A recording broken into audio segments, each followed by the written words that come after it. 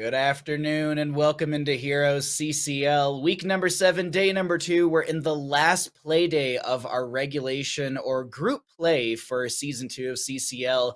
My name's Bahamut and today I'm joined by Grubby and McIntyre for this final play day, as I said, in the group stage phase.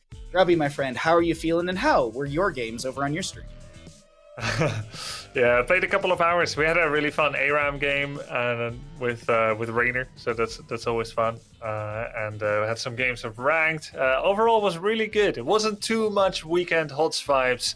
Did have one vegetarian butcher player on our team, but such is life. It happens. Overall, great time. How about you guys? Oh, it's been fun for me. I've been able to just relax, enjoy the post-HeroesCCL last night, watching back a little bit of the games, as well as a couple of games of my own. McIntyre, how are you feeling, my friend? You nice and comfortable over in your PSD underwear? Yeah, rocking the blues, just solid blues today, actually. Looking real nice. But yeah, today's gonna be a great day. Just had fried chicken for lunch, a little mac and cheese on the side, so ready for some nice Heroes of the Storm action. Even had an apple pie at the very end. Oh my god! Celebrating Father's Day. Hey, Dad dog. Shout out to all the fathers out there. Yes, of my furry little child, Ralph. On the other end. Ralph was so nice to get you such delicious foods. Grubby, you were saying that you got pizza last night. Was that from Logan, actually? Yeah, I treated myself to pizza last night. It was after midnight, so it was Father's Day, and Logan thought I deserved it. So perfect. Absolutely perfect. Let's go ahead and take a look at our pricing right now as we've been talking about food. Let's see how far that has come up since yesterday. We're at $12,754.20. Thank you all so much for supporting HeroesCCL. If you'd like to check out the custom Match Arena page, you can do ! prize pool in chat. And to break this down really quickly for you all, 60% of that prize pool will go to the players. You can see how that 6% is broken down on the left-hand side from first place to 8th. And then to be transparent with you all, as always, 40% will come back towards production costs, staffing, as well as to create beautiful graphics like the one that you're seeing right now that's transitioning back to our wonderful faces. So thank you all once again for supporting HeroesCCL. It means a lot to us, and it means a lot from the Heroes of the Storm esports community as well. But McIntyre, today we are having a lot of really cool games, and before we get into those, let me actually switch this around. Grubby, we have a lot of we have some standing things that I wanted to discuss a little bit, and wanted to throw this over to you because you have a really good breakdown of how to kind of get into these standings. Let's get into it. We've got 2 matches remaining today, ladies and gentlemen. We've got Wildheart versus Granit and Chili versus 30k. We're starting off with Wildheart and Granit, and here's why it is interesting. While both are locked into their respective positions at rank 6 and 8, Wildheart is wild. They have the freedom to play anything they want to, and they already always do that. So if you multiply that by 2 or 4 or 6, maybe we're going to get some pretty cool drafts. Then 30k versus Chili Mountain. Very simply, it's not about the score, it's only about the overall result. Whoever wins this gets top 3, and that guarantees you top 4. The other one will not be top 3, and will have to play many more matches in order to enter the top 4 in eventual standings in the playoffs. So the second match, 30k Chili Mountain, is oh so important. Ooh. It's a very important matchup. Yeah. I believe, is it Simplicity versus Chili Mountain? Yeah, it's Simplicity versus Chili Mountain. Oh yeah, it is Simplicity versus Chili Mountain. So, my bad. Chili Mountain needs that win in order to get that spot up. Yes, not 30k. That's right. That's Absolutely. okay. And we can actually take a look at it right now. Yeah. McIntyre. That's why we wait for this graphics. I completely agree with Grubby, right? Granit versus Wildheart. Both of these teams have shown exciting drafts throughout. While their match may not mean as much towards the standings, they definitely want to show off, prepare themselves for the playoffs next week, and maybe try out some of the new stuff on the patch that just happened a few days ago.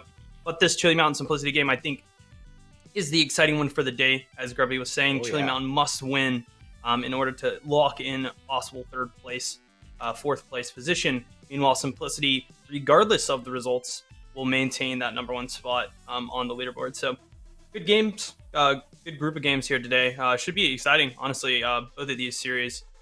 We'll see how both of these teams react and respond to this patch that we saw yesterday, just bringing up stuff that we had never seen before, right? That priority on Kerazim, for example, where did that come from? Yeah. Lack of Stukov. We can get into a little bit of that in just a second here. Actually, no, we can get right into it. We got Granit Gaming roster right now. And here's the question. Will Henning continue to run Malfuri and Ana, or will the change into Stukov, or excuse me, the ban onto Stukov, as he is literally not allowed in Heroes of Storm right now. He is turned off. Thank you to the Blizz developers for just shutting him down so that way they can, focus and fix a couple bugs on him. But will Henning change things up? Will he go into that Kerazim, or is this going to just be the standard play and Ultralisk will hard carry on a Kerrigan? We'll have to see. But over on the opposing side, Battleground, Grubby, I want to get your thoughts on this Wildheart roster. What's maybe the excitement for you? Do we maybe see a Mason Blaze, or is this just going to be a crazy pit kit day of drafting? Yeah, unlike CPX, I don't believe Mason Blaze has had his series victory yet. They tried a couple of times, and maybe that's something that they want to lock up now and lock it down now. We're also looking at, of course, Zergling. He can do a lot on the side lane. Pitkit, he plays a lot of different types of tanks that aren't necessarily tanks. And today is interesting because they were playing loads of Blaze before the Blaze rebalancing. So in theory, Wildheart should be very powerful with his rework with Blaze, either on the side lane or as the main tank. The question is, do they want to show that today and practice it, or save it for the playoffs? It's one of those things like, do you just have fun today and show nothing? I think you're right with that, Grubby. I think it's basically take your enemy team to some battlegrounds that you really like and just have a good time. On the note of battlegrounds, we can let you know what the map picks and bans were, as we can take a look at that graphic right now for you all. And I'm excited to just see what happens with the whole Wildheart draft, as this is going to be Wildheart winning the coin flip, opting for first pick priority, banning out Alterac Pass, Granit Gaming banning out Sky Temple, Granit Gaming choosing to take us to Infernal Shrines, which I feel like this is a great place for you to run your crazy compositions. There's you could do Abba Samuro here. You could do Chat, I've made it 21 minutes. You can do Cho'Gall here. You can do Asmodan here. You can do some crazy Valera Abathur stuff as well. A lot of rotation Zeratul stuff is crazy as well. There's a lot of interesting plays that you can have on Infernal Shrines. But I want to just really quickly mention one other interesting factor as well, is that PSD Underwear is sponsoring HeroesCCL. You can find the best skins for your IRL underwear game at PSD, and if you use !PSD in chat, it'll get you a link over to the curated list of just wonderful Wisdom underwear like the Baha Ross ones. The Bob Ross ones. Maybe one day they'll be Baha Rosses. But you can get yourself some wonderful pairs of underwear, and you can use Wisdom, WISDOM, at checkout for 20% off of your order. Thank you all so much to PSD for joining us. And one last reminder as we get into this draft, Exclamation Awards. There is an award show happening for Season 2. Make sure you go check out Exclamation Awards and, fill out a few things that you think deserve awards. But we're here, ready to go, Grubby, into Infernal Shrines. How are you feeling about this matchup? How are you feeling about the day? And where's your mood meter at? My mood meter is bleeding purple for Heroes of the Storm and the color of the Nexus, because I'm ready for some esports coming up here between Wildheart and Granit Gaming. Will Wildheart take the bottom ball out of the clown hat today, or will they play sharp, fully sharp, while still being their own flexible selves? That's the big question for me. McIntyre, any big questions for you or expectations? I'm curious. I saw something in the in-game chat. It was an towards Grubby coming from Zergling, actually, talking about Combustion Blaze. Oh, you know anything about this, Grubby? I was just playing some Combustion Blaze. Maybe he was watching. Oh no! Grubby's a Combustion Blaze player. Everybody, let's all take a note. Not opting for the bunker. Unless you use the white ice skin, the blue ice, people don't see the bunker enough, at least where I played. It barely gets used. I've just started spontaneously combusting. Grubby actually had, to his defense, yesterday when there was the Blaze Garrosh composition, he actually had a really good idea with the Into the Fray, which is now baseline into Garrosh, to basically go combustion on Blaze, so you can just kind of DIY, toss the Blaze in, sort of a leap explosion from the Blaze. And actually, I kind of like that. I might want to try that in my own Storm League games this upcoming week. But now, I've gotten your expectations from both of you. I kind of am expecting a little Imperious today. I don't know why it is. Maybe Goon keeps talking about it so much that he's being influenced by Pit Kid potentially, but I feel like maybe this is the stage to test your Imperious, Grubby, no? Yeah, I'm gonna test it soon as well. More people have been playing it. His W build was buffed. I also just discovered that Imperious' 16 talent is a global teleport. I'm sorry, excuse me? He has a 16 talent that allows him to teleport to a mark. This has the marks have a 10-second duration, so he can actually attack someone, step away, Hearthstone, heal up, and then teleport across the map, so long as you have vision. So one of my allies was like, "This is busted." I forgot about that. And that isn't a new thing from the rework. I believe that's existed. No, not new. Yeah, it's existed forever. I just don't think it was ever taken because no one ever found out how to utilize it. Wow. But we're in this draft with a Nubrek on the side of Wildheart, but this Blaze Vala on the left-hand side. Vala was nerfed, but I still feel like Q is still really, really strong if you can get it scaled up there. Imagine a world where Q is cast against an Anubarak, and the beetle spawns, and then the beetle just hits the beetle's head, and then the noob just continues forward, and no damage is dealt. Right? That's the world that I don't ever want to live in. And sadly, one of the reasons why I think Q build is pretty rough, especially in this position. But I have to assume that it is going to be for that W build. Sure. Skeletons, wanting to get the shrines, get the stacks. And I think Wildheart is kind of adapting to that and taking characters that play further back, right? The artilleries. Even, I would argue, Anduin being a character that wants to stand behind people so that he can leap of faith people out of there if they do get into a bad position. So kind of dodging those stacks, not allowing Vala to scale the way that they, maybe want her to, I think is a really good response draft from them, as well as Granit coming out banning that Cassia, continuing to see so much success with her in every game she's played, even when she's on the losing team. Honestly, heroic plays can be made on the character. I think it's also a great response to the Vala, and the Uther can be banned out from Wildheart, probably targeting maybe a double support on the Vala. I think that's a really good idea. I'd love to see some Kerrigan with perhaps like a babysitter. I don't know if Karazim can do it, but if you go Kerrigan Karazim, could you be really aggressive into there is light bomb and slowing sounds? I don't know. I feel like you could do that, but you need a little more CC, and maybe this is the direction it's heading into.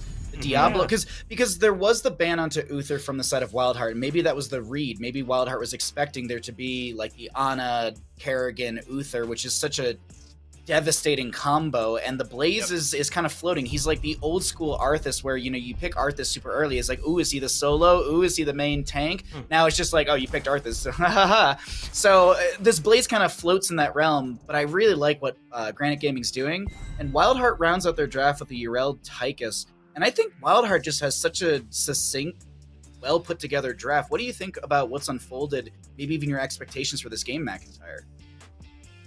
We'll have to see where Granit kind of goes with this last pick. I think it will be a melee assassin. It may not. The Yrel is pretty powerful against things like even Maev, Kerrigan, right? When they jump in, he knocks them back.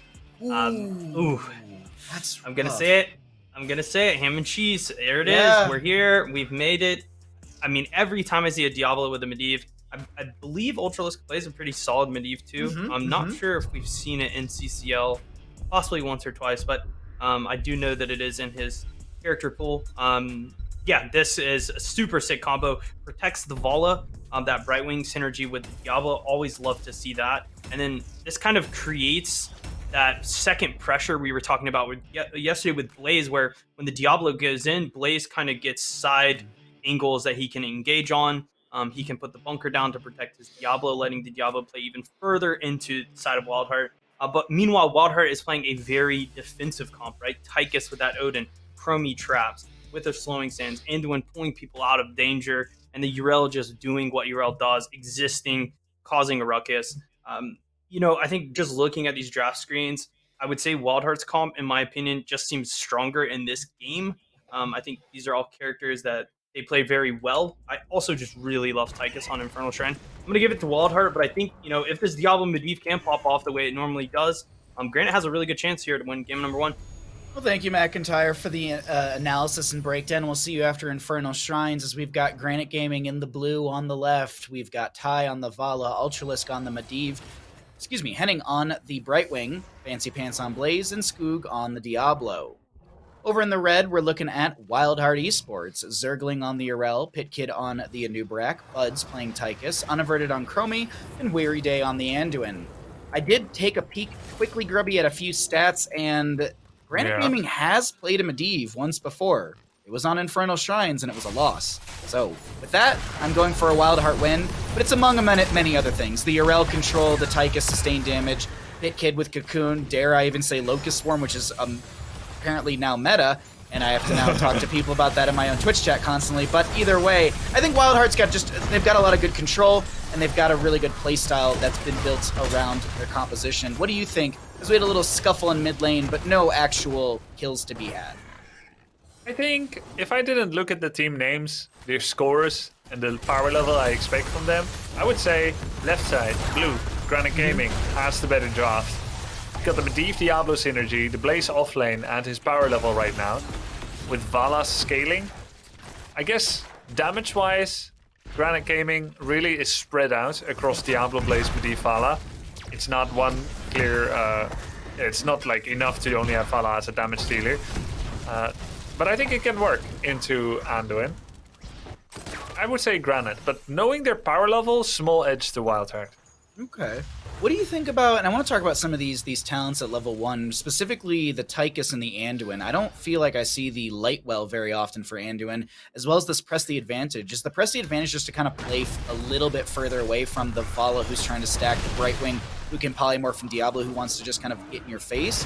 Or is there a little bit more to this Press the Advantage than just kind of being a little further back? Does it work on Odin? Ooh. Odin's range is 9, so would you increase it to basically 10? Might be some points in there, but yeah. Increase Tychus's attack range. I would imagine it works on Odin, but I've never tested it. I'll make sure I'm gonna leave the stats open for myself, and I'll be able to check that out in a second. Zergling getting dove in mid lane does have a nice Righteous Hammer, and the Puncturing Arrow will not be able to find a kill either. But he's basically playing it for his Tychus normal form as well, that's for sure. He's got the in the rhythm. So generally when Tychus plays against a single tank, he goes for the bigger they are, drop that tank quickly to 30%, and the tank then has to leave the front line. Oh, big damage is coming in here from Granit. They've got the 5-man here. They're sacrificing Top Soak for now mid presence because they had a camp advantage mid that Yrel was debushing. Great set of moves there. They really brought the pain train to Wildheart. First blood to Granit. But yeah, usually it's bigger they are for burning a single tank to force them away to open up other targets. But if you have to burn through like 2 frontliners, you need in the rhythm usually so that you can switch focus and have more than just 3 seconds. Because it's no point against 2 heroes that are main tank to drop one and then the other's still there. It's like, well, I got nothing for him.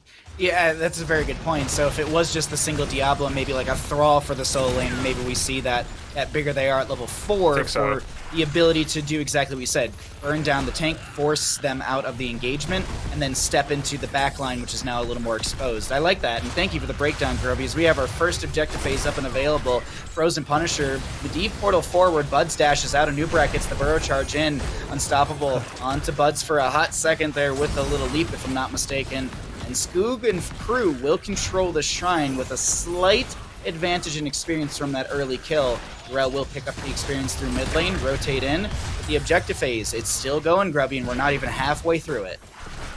Pants has the damage that is required to take those skeletons down with the Incinerator Gauntlets, but he also needs to keep a proxy position so that he can be the one to flank in with a big jet propulsion. I feel like Granit is giving this shrine up, or maybe they're posturing for a kill or a last moment, last ditch effort to save it. They're 8 skeletons behind, they've already portaled, they phase shifted, missed the shadow charge on Tychus. That's a funny time trap. Blaze goes in on the backline on Anduin. A little bit of split focus here for Granit Gaming, even as they're trying to create space here and win this objective. But I think Wildheart is the one that's going to be getting it. They only need 7. A few more skeletal defenders are necessary. Urella's peeling the enemy team away. She does get hit with a polymorph. Righteous Hammer charged up. A new Burrow charge catches the toe of the Diablo, but Fancy Pants runs straight through some sand and is going to go down. The second kill of the game over to the side of Wildheart there first, and Diablo gets the portal out. Urel Righteous Hammer almost getting the setup onto Skoog, but there was a phase shift from Henning onto Skoog, which will supply a nice chunk of health.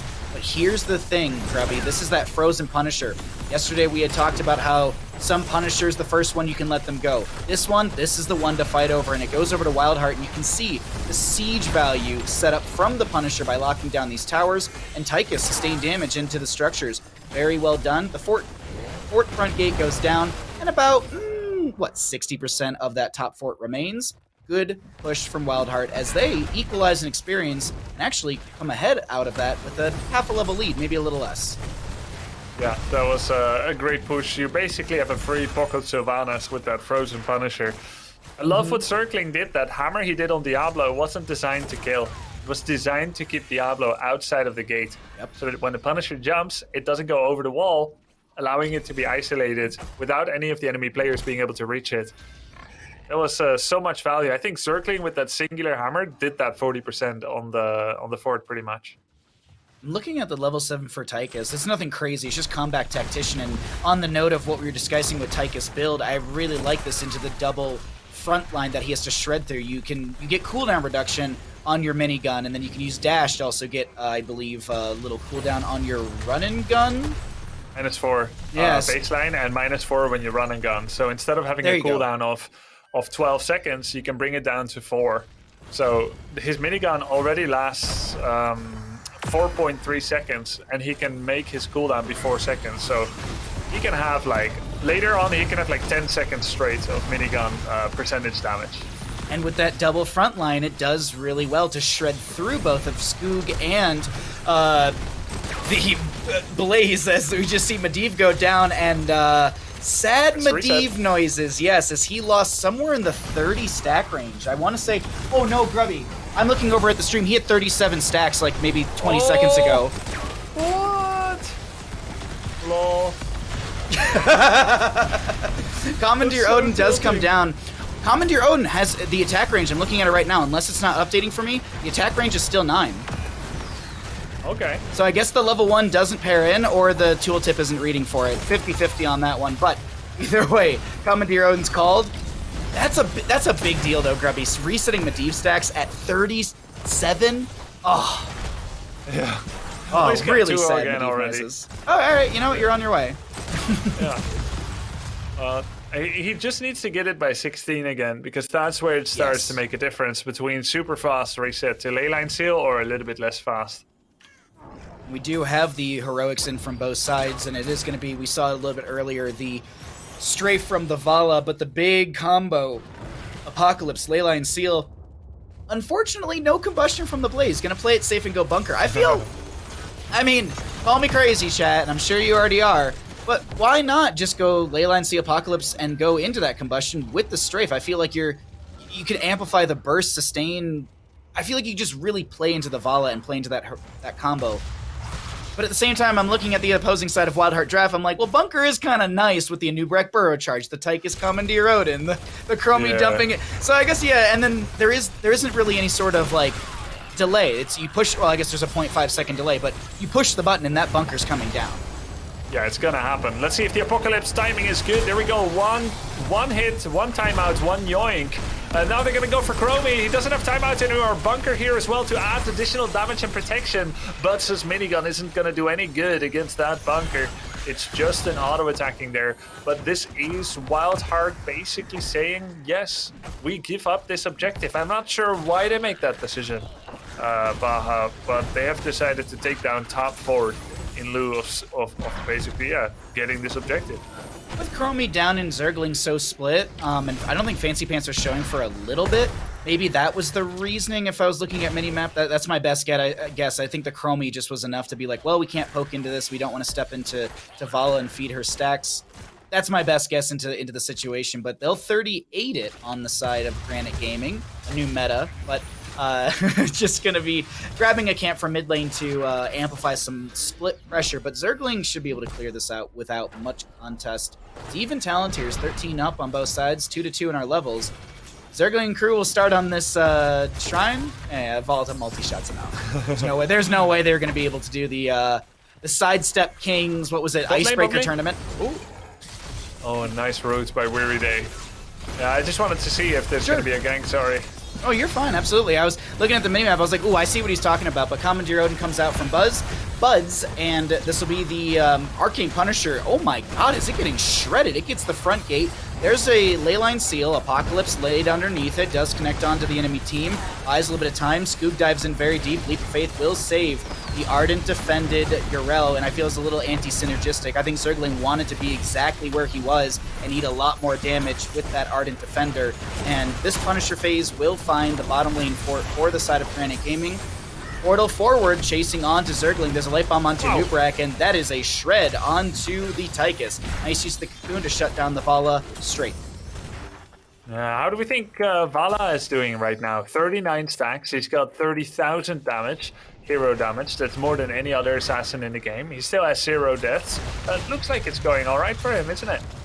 Absolutely. 118 stacks plus the nearly 300 damage. So you're dealing about 418-ish damage or so. A little less, a little more. And that's nice burst 11 minutes into a game. I mean, 400-ish damage, that's like an eighth of Chromie's HP right now? She's at 2,500-ish? Yep. That's some quick caster math. More like almost 1/6. And actually, it's 1/4 when you add the arsenal. Oh, I forgot about arsenal. Yeah. Quarter of her health, auto attack, Volt. Yeah, Vala could definitely delete Chromie if she gets the jump on her, and Chromie doesn't have some kind of protection, of course, from her team. Cocoon has been a nice tool to try and stop strafe value. Structurally, Granit is ahead and looking to push that lead. Actually, they're a little bit down now, but they have the talent lead, so they want to take this wall down. Can they? And do they dare to just step up here and start working on it? Seems like no. Vala did manage to multi-shot down the well, so that's a nice lane sustain removed from mid lane during the next objective phase. For the next objective phase, it will be mid, and it's going to be that Mortar Punisher. But the one thing I want to note is there wasn't going to be an experience deficit, as Wildheart is going to find their 16 talent here before the announcement even happens for this. Honestly, Granit Gaming, they're playing a really good game right now, Grubby. The control from them has been on point. Their team fights have been just been succinct, is I think a good way to put it. They're all communicating so very well. Maybe when we get into this next objective phase, do you want to jump into Granit comms before or just as the objective comes up and hear how they're communicating? Because they're firing on different cylinders to this weekend. Yeah, got the same thought there. Would love to hear that. Maybe even now, actually, seems nice. Sure. All right, let's jump on into Granit Gaming comms and see how they're handling map number 1. Yeah. Let top push in and then we clear it. Oh, look at Tychus. Tychus is super split. Where the fuck did he go? Okay. I guess. We really should get that top prio. Can we fight them at top, maybe? They kind of split. I'm clearing it. Yeah, they will have to clear mid as well. We can just get your track. We want to clear top now. I'm clearing. Yeah, we get lead. Okay, come on, try and I kind of want to have I just need 10 more seconds. Yeah, I will play from top side and go around them. We'll go flank both sides. Alright, I'm coming. Can we go in Morello? Yeah, I'm playing from here. Look here maybe, on the Chrome. Yeah. Peeping on you for the heal. Oh. Take us no I trade. think out. I can leyline, just focus scouts for now. Yeah, we're I will leyline this. Yeah, wait a bit. Yeah. Oh, He's gonna pull. Following. Bunker for myself. Yeah. Look at that, Should be okay. No, Mark, dead. No. Dang. Break the cocoon. I don't have anything for you. I have E. Oh, nice. Is it fightable still? Yes. Yeah. We need Yes, 10 We more can do that, pulls. Yeah, pulling. Leyline. What? No E. The backline's both Let's all here. tap quick. Yeah, I Tap. have TP up, I have TP up. Yeah. We need Okay, 10 more. I will go deep Yeah, we can there. still go. Yeah. Just let Diablo go deep and get the quick skulls. Oh, I might I'm need TPing on you. No shield. No shield. 7 more skulls. 3 more skulls. 3 more. Yeah. Let me blink on you. I got one. I'm eating you. One more. Yeah, we got it. Nice. I Can you can save get my Diablo. souls? Can you save my souls? Come on, these guys, maybe. They're Punisher. When they're TP? Maybe. 15 seconds. We get the wave here. That is yeah. faster. I have the cat. The Shrine went over to the side of Granite Gaming, and that seemed actually like Wildheart was pushing back Granite in a few of those moments with the kill onto Blaze, but it wasn't enough for Granite Gaming, Grubby, to be able to get this Punisher, and third one will go over to Granite Gaming, finding this mid lane fort. The momentum in this game number 1 is really just skyrocketing for Granite Gaming as Pit Kit is so very low. The Leyline Seal comes through, Apocalypse not available, and Burrow Charge is available, I think, or that might have been a Leap of Faith from Anduin. Not 100% sure. He actually used 1 charge, so yeah, I think it was Leap of Faith. But Grubby, what crazy events for that Shrine. Yeah, that was really well controlled by Granite. I love seeing these unfair situations, 4 versus 5, and for teams to recognize that they can still get the objective. And Granite executed that with grace. They didn't lose anybody, they got the objective, and it got them good value.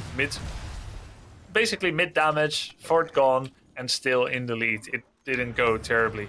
You know, when Blaze got out of the bunker, he had portal and more than a second of channel time. I'm not sure why he didn't go into the portal. I think Diablo was actually body blocking his cursor on the portal. I believe that's what happened, because I thought he's gonna get away there as well.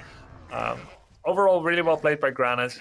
And Wildheart, they didn't quite connect with their ults. There was that moment where Anubarak took the light bomb but had no mobility to chase anymore. There was actually, you could even hear it in the comms at one point. Sammy was getting dove after the cocoon onto them, and Anubarak had the light bomb, but Sammy managed to, or Who's Ty, Sammy? excuse me. Sorry, I was looking over at. Whenever we go into comms, I usually stare at the comms to see who's talking, so I can know the voices a little bit better. So Sammy's name is Ty, who's the Vala, was cocooning, got the vault at the last second. You could hear one of the players just go, nice. just like, oh, nice, dude. You just got out of that. But we see an invade from Granite Gaming into the Fallen Shaman camp of Wildheart, and with Ultralisk scouting out, with the 20 talent to your advantage, with Invisible Friends, things are comfortable on the side of Granite Gaming, with our next Punisher being in bottom lane. If Granite Gaming can win this will threaten onto a keep front gate, as there's already a little bit of damage onto that bottom lane keep. But if Wildheart can win this, they want to set up to do the exact same thing. They're going to rush through bottom and try and find a fort to push to 20 risky. talents here. Very, very risky. They're losing top forward. Bruiserkamp is still pushing. They're exposed. Bottom lane. Leyline with Medivh cheats. There's the Apocalypse from Diablo. Jet Propulsion in from the Blaze. Follow with the Strafe. And that's Anduin who's going to go down first in this engagement. Granite Gaming chasing onto Unaverted at the bottom of our screen. Unaverted so very low is going to get slam jammed by Fancy Pants. The announcement of the Punisher isn't even here, but I feel like Granite Gaming could find some more value through bottom.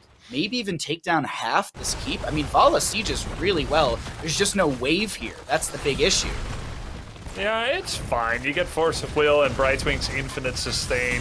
And Blaze is very tanky. You've got Bunker. They're gonna get this keep. They're gonna get the Punisher, and they're gonna win the game off of it. Is the plan here for Granite?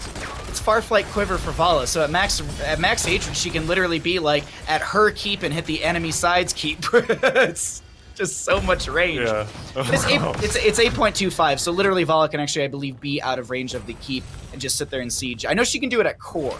I know that one. I know she can definitely do it. At core. Even a little bit less range can still do, as long as you keep moving away before the targeting completes and shoots once at Actually, you. yeah. The keep range I'm looking at right now is 8. So Vala has a 0.25 more range than the keep. So yeah, she's just ever so slightly out of that zone. Maybe as long as she keeps her distance. Exactly. As long as she's not just pushing face into the keep just to be like, well, my hatred's up. Either way, Punisher goes over to the side of Granite Gaming. Is this going to be game-ending push, or can Wildheart defend Grubby? It's a frozen Punisher. That's actually not ideal. I think with this Punisher, you don't focus on clicking core. You need to get more kills, and the roots allow you to do it. When you layer Leyline, Apox, and the frozen Punisher's roots, you're looking ideally to delete Chromie, and then you can go for the core.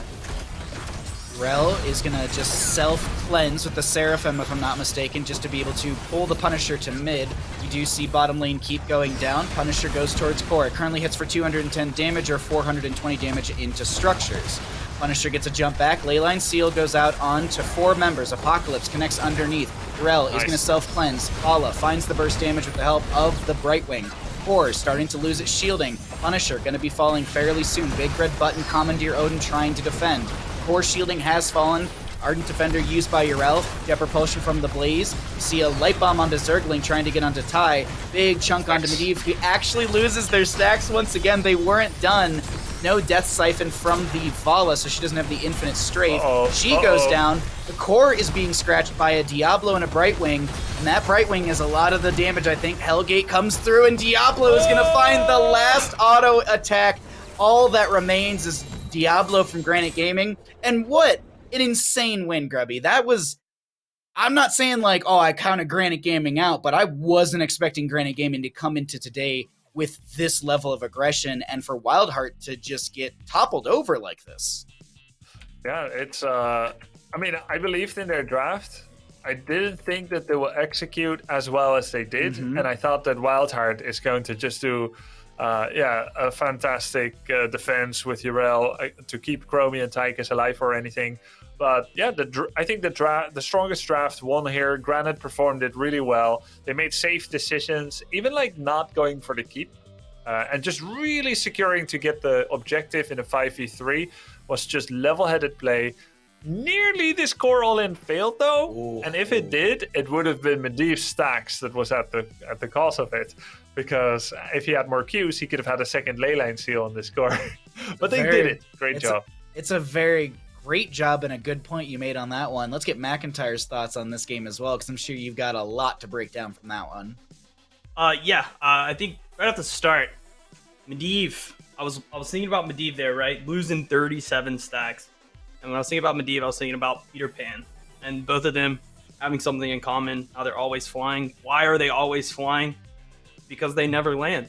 And I think in this case, Ultralisk probably shouldn't have landed. He only needed 2 more Qs to finish up his quest. And I think like he didn't even finish the quest because of that, right? But I think successfully playing Medivh without the Q button, those Leyline Seals connecting the Diablo follow-up with the APOC combo, it really seems like Granit kind of has this composition on lock. Not sure if they've practiced it before, if Skog is just a Diablo main, right? Or what, but it just seemed like it had Wildheart's number. Time and time again, they found engages. They were on top of the objectives, winning them before Wildheart was there. I think, the addition of Fancy Pants actually is interesting for me because it seemed like when we jumped into the comms even, he was kind of saying we need top prio, right? This is a thing that I think solo laners typically need to do, have that comms to be like, I need to get this lane pushed out so that when this objective starts, we will be there as 5 ready to go. And our enemy will have to respond to us. So I think he did a really good job just on those few seconds that I heard to make sure that Granit was in a good position for that objective. And I think that leads to like a lot more success than people really give credit to it. So I want to highlight that. But Wildheart, showed up. They had a really good game. Again, it just seemed like every time they did one thing, Granit would respond with something just a little bit better. Able to clean up here, game number 1 on Infernal Shrines. I think overall, though, we have a really good series on our hands, right? This is not going anywhere. Both of these teams are swinging really hard. Can't really tell after game 1 who's at the advantage. Excited to see what's next. There were some wonderful moments of control from Wildheart in that game, but I think it was just this not even domino, not even like avalanche sort of thing. It was just good play after good play from Granit Gaming. The read into Wildheart was, I think, consistent and understood from Granit Gaming. So whether it was they've practiced this composition and they can just kind of jive and have a good time on it, which when we were in their comms, it was very much like that. It was just kind of like, it was a lot of good communication, but it wasn't like crazy screaming like, oh, we're things are spiraling out of control. It was like not cool, calm, and collective, but it was very, very guided and well thought about for what they want to actually communicate and do in the game. As we discuss game number 1, we can actually take a look at what's going to happen for map number 2. Got that ready for you all at home. We're going to be heading to Tomb of the Spider Queen. This will be the map choice of Granit Gaming, meaning that Wildheart, the losing side, opted for first pick priority going into this map. Grubby, this is another rotation-heavy base map. Macro is important. It's a lot smaller of a map. Do you think that Granit Gaming could just rinse and repeat and go for the same composition? Or do you think they need to innovate on this map and change things up into Wildheart? Into Wildheart. Into Wildheart, yeah. Granit Gaming. Can they basically just run the exact composition into Wildheart here? I think they got a dream draft in the first game. Like when you get Blaze, Vala, and you get Diablo Medivh, it feels like your opponent was barely even drafting. I don't think they were looking at the Uther. I think the priorities have changed a bit. It looks like Granit has adapted quicker. And Wildheart, they did their own thing, but it's really tough for Anubarak into this double front line with Medivh. Like, he can't set up any kills in a game like this. I think Tychus had a cool talent adaptation, but overall, I think Granit just got way too much. They definitely can play the same thing that they just did. Like, if they get the exact same draft, that works here, and they'll win again. It's up to Wildheart to change things up. Well, we get into the bans here, and I kind of want to throw the same question to you, McIntyre, or maybe if you have any thoughts or expectations for this map number 2, Tomb of the Spider Queen.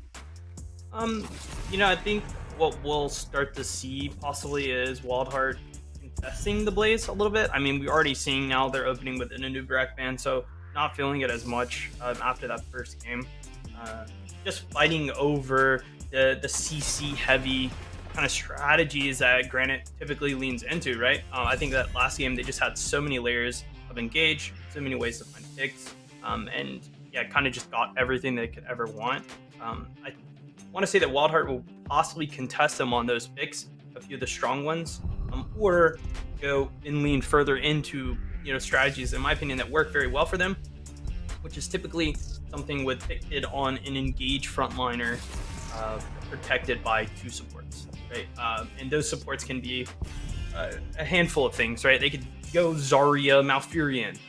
It doesn't have to be true healers, just things that keep him alive, right? The Medivh is another great one. So I'd like to see Wildheart contest Granit on those picks, because I think those also do really well into, comps that Granit may play outside of that, like the Varians, the Kerrigans, the Mayevs. These are really bricked walled by double support compositions and things that want to team fight and respond to them trying to make something happen. So we'll see if that happens. I mean, Wildheart definitely has it in them, right? We know that they can get creative on these drafts and have strategies that we have not seen. And we'll see if they show them off here on this Tomb of the Spider Queen. And as we see, Blaze first pick, I'm just taking it away from them, maybe recognizing just how strong the character has gotten. Combustion. Answer. No. Please no. Never combustion. Okay. Oh, I thought you said question, and I was like, oh, okay. I was like, I expected a different reaction from you. You should have gone like, oh, please, yes. Please, yes. I mean, yes, please, go combustion. Don't be cowards, Wildheart. Pick Garrosh, throw the Blaze in. You know what? Here, Wildheart, I'll give you the draft, okay? You get Blaze, you get Anduin, and you get Garrosh, okay? You light bomb, combustion, toss the Blaze in, and then let's say you come. Does combustion not pop when you throw it? Combustion's activated. It's a known thing. You're unstoppable instead of mini stunned with that E. So, oh my God, what is this? This is they're doing like either Zul'jin or Vala again. Like this is how they like to play. Blaze double lanes, and then they do Medivh, Malf, Zul'jin, or Zul and Vala. I love that. All right. You know, Grubby, it looks like you have the drafting job for Wildheart. I'll retire here. Sorry about that. You can do Granit. Oh, cool. What is Granit going to draft? Kerrigan. No, actually, this is really smart, though. This is really smart. Granit Gaming has, as I mentioned in game number 1, they've done their homework into Wildheart, so they kind of have the expectation, all right, this is that Zul'jin, potentially. Let's get rid of the Zul, as maybe they're fine with dealing with the Zul'jin on its own. We'll have to see how that unfolds, but it's not bad bans whatsoever. Is there a consideration into Kerrigan here for Ultralisk, or do you not worry about that? Because I feel like Kerrigan's great on a small map like this, Mac. I think it's fine if Granite has like something that forces the shield. Like they need to have a tank that would force a shield to happen. With their damage right now, though, it's a little weird because Tychus and Hogger are never gonna like press someone to a point that you would have to shield, right? In which case you would hold it until the Kerrigan combo happens. This is a very good takeaway, and actually one that I was kind of leading into what was to take away the Maya from Pitkid, right? This is a character that would work really well with their composition.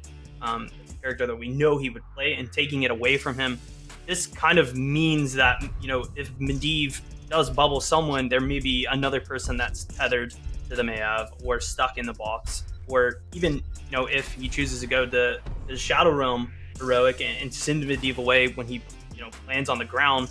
There's a lot of, I guess, utility that the Mayav has, right? That's not just, as Kerrigan does, target one person, rather multiples. And the Diablo is a great second pressure, right? This is someone that possibly forces a bubble to happen before the Mayav engages. These are things that you really want to do to kind of counter him, because truly he can only shield one target, right? So if you can pressure multiple targets at the same time, you can get yourself into a really good situation. It looks like the Anduin's going to be picked out from Granite as a last pick in response to the Sylvanas Garrosh from the side of Wildheart. I think Garrosh pick is very, very strong here, actually, since the Diablo was already taken away. I think Garrosh is probably next in line when it comes to the Medivh synergy with tanks, and a character that Pitkid in strategy, honestly, that he's very familiar with. You will hopefully see between Buds and Pitkid, you know, portals in that look, you know, to throws and taunts. There's so much CC behind that, right? With the Blaze, with the Malfurion.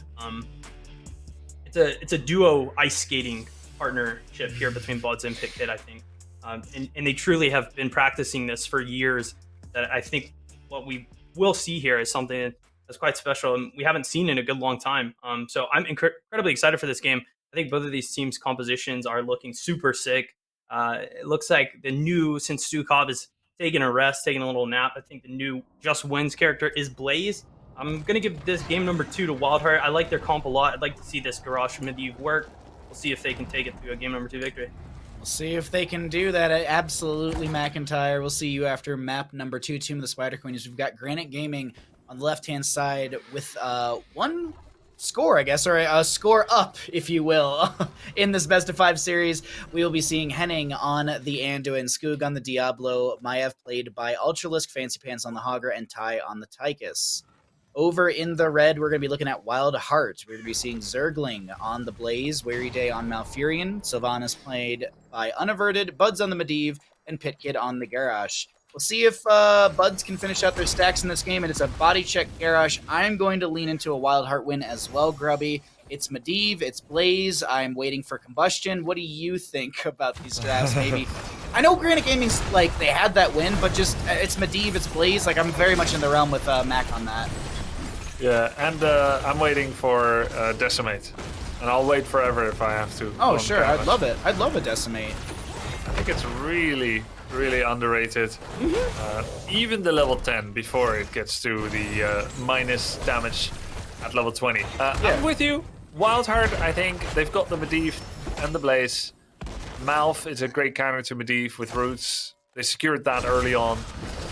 Yeah, I think they can do it. While Ultralisk's Maiev is really fearsome, I think we're gonna see the equalizer. Also, I keep thinking about like all of the combos that you can run. So you can go Leyline, and I'm gonna keep talking about Combustion, but you can go Leyline into Warlords or the Decimate, because Decimate has a slow on it, if I'm not mistaken. You've got Body Check, which has a slow on it also as well. And so it's just, I feel like there's so much stuff. You've got a Root from Malfurion with the Emerald Dreams, a Jet Propulsion from the Blaze after all of that. Like, there's just so much. Even a Mind Control, possibly, from Sylvanas, or a Wailing Arrow just to lock down a few enemy members, or not lock down, but silence a few enemy members after that Leyline Seal. I just think the Wombo potential from Wildheart's good. On the opposing side, you have Maiev, Umbral Bind. Maybe we see Warden's Cage with the Apocalypse. So you kind of put everyone in the pot and then just crank the heat to 10. Or is it going to be, as Mac was saying, throw them to the Shadow Realm with the Containment Disc and then single target Apocalypse? feel like it's going to be the former of the two. I feel like that's a little bit more fun with the Warden's Cage and more control into the enemy team as well. But a lot of rotations here on Tomb of the Spider Queen Grubby. Early game, it's a lot of just this kind of back and forth and just grabbing gems and grabbing a few camps here and there. I think you've portrayed accurately how many different possibilities Granit Gaming has in terms of heroics, and very much the same for Wildheart. Gonna have to wait and see how that goes. Bruiser camps are now being taken by both teams, and Granit Gaming's Bruiser camp is already arriving at the wall. It's very slow for Wildheart, and that makes us look at the wave clear on this map. Well, it's pretty much Sylvanas and Blaze. And that's actually one thing that I hadn't thought about yet, that we didn't think about yet, or talk about yet. Wildheart only has 2 wave clear heroes on a map that requires 3. Makes it hard for them to defend web weavers. Oh, I would absolutely agree. Like the moment you mentioned bruiser camps, I looked at the minimap and I go, oh, that's not too good for Wildheart. Their wave clear is not the best, and when you get into web weaver phases as well, it's like when we talk about Braxis holdout sometimes. Like you need to be able to clear the Zerg wave unless you just never lose the Zerg wave, which is a very risky mentality to go into a game with. And when you also mentioned that wave clear, it was like, because of the waves that weren't cleared by Wildheart, it actually showed for a second that Wildheart was down by like a whole level. But that was just because there were waves that needed to be caught and cleared out. So we still see that experience. It's close, a little bit more so in favor for Granit Gaming. Wildheart might have missed a wave or 2 here and there, only getting that quarter experience, as there are 2 experience values in this game. The minion, when it dies, if it's 6 seconds, oh my god, Tide just getting thrown around. But either way, when the minion dies, 6 seconds unless you last hit it. If you don't get in that 6 seconds, there's 39 seconds where it's at quarter experience. So for anyone wondering what the 2 different sizes and values are, as 7 talent tiers here for Granit Gaming Grubby, and web weavers are available for both sides. We have a toss in on Diablo. He gets yoinked back by Henning. That's a 70-second cooldown. Good result there for the Wildheart boys, as they're starting to try and turn in with Sylvanas. The tie comes in with the grenade. BitKid says you will not get another interrupt with overkill, and some gems get paid. The future of the Wildheart dreams here is all rested on Zergling's shoulders. He's got the gems, was not able to get there, and it's Granit Gaming that gets the first turn in. They've paid. Now, this is actually a big issue for Wildheart. They only have 2 wave clear heroes. Having pushed out top is nice, and having cleared bottom is good. They're gonna have to go 4 people in 1 lane, rely on Sylvanas, and ideally, Medivh's wave clear is good, provided he plays into players. Then he can get Q resets. So they're gonna try to either get kills with Portal and Garrosh, or they just have to do a very quick mid clear with 4 and then leave. And it's risky. It's risky to play it that way. But also as risky as Ultralisk going in this deep, but he finds an Umbral Bind. Medivh gets thrown around, the Death Wave from the Web Weaver comes through, and Buds gets chunked, able to get the well tap, and he's A-OK. PitKid to do the same. Ultralisk with Fan and Knife after Fan and Knife, as there's a Haunting Wave forced back by Unaverted, and that's a big win. We keep talking about wave clear. Forcing Unaverted back, that Sylvanas player, means that the wave clears through a poke from Malfurion, a poke from Medivh, and a little bit of damage on Garrosh. Now the portals will amplify the rotation speed, so this top lane does get cleared a little bit quicker. Half a level lead exists over on the side of Granit Gaming. We're looking for the mid lane fort, but won't be able to take that down. Diablo at 98 souls, almost done with that. No Master Assassin stacks for that Tychus. 80 on the Brute Force for the Hogger out of 150, and Medivh stacks. 23 out of 40. Also, new habits from Blaze finished out. This is a lot of value for a level 1 web weavers. Almost getting mid forward, the walls, top and bot, and a scratch on the forwards. It highlights the issue for Wildheart.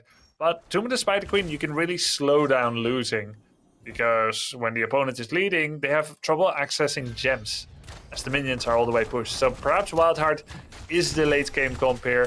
So far, they're not the early game, but they do get the turn in by circling. Feels a little blunderish that Granit, with the Bruiser pushing mid and having won the fight, having all heroics up, that they let Zergling pay. Containment disc on Garrosh. No Apocalypse, no nothing. Mind Control went out by Sylvanas. So it is Containment Disc. I guess you can lock down the Diablo and step into the... Maybe you could... No, sorry. Reading it backwards. You can lock down the Garrosh and step into the enemy team, or maybe lock down Medivh. I'm not sure. Who's the best target for this? Or maybe Sylvanas? You get rid of her and their wave clear on the side of Wildheart's mitigated? I think with the proper CC, you want to focus Medivh or Malf. I think they're the most likely. But you can also try to focus Garrosh if you... I mean, you need a lot of CC on Garrosh. You see how quickly he drops low. So he does become a rather easy target. He's never going to go into fights with 100% life. It's that gapping that McIntyre always talks about. Abusing the gap that Garrosh has all the way towards your backline. Not the best ley line Apoc synergy here. Bunker, of course, was part of the reason that it missed. Sorry, there's no ley line on his side. There's the ley line. That's a lot of damage from AF. Diablo gets tossed in. I don't think you want that. Garrosh goes down. He tried to Warlord's Challenge to get out of there. Zergling with like 100 and something HP. Ultralisk was looking for one fan and eyes with the Elune's Wrath, and Ty tries to get the grenade out. It won't be able to poke at the enemy team. But here's the big X factor for Granit Gaming. They have Turnin, Hogger. Maybe he was going to check the camp, but it's 2 minutes on cooldown. No boss plus this, as the death timers are a little too low. So the side of Granit Gaming, they look for a quick turn-in and look for siege potential in their favor. I like this. I like the... Ooh, fancy... Oh! Fancy Pants canceled and restarted because that bottom lane, Tychus, tagged the camp. So there's siege giants to amplify this bottom lane wave. I like this. You've got Ultralisk clearing out the wave on MyEv.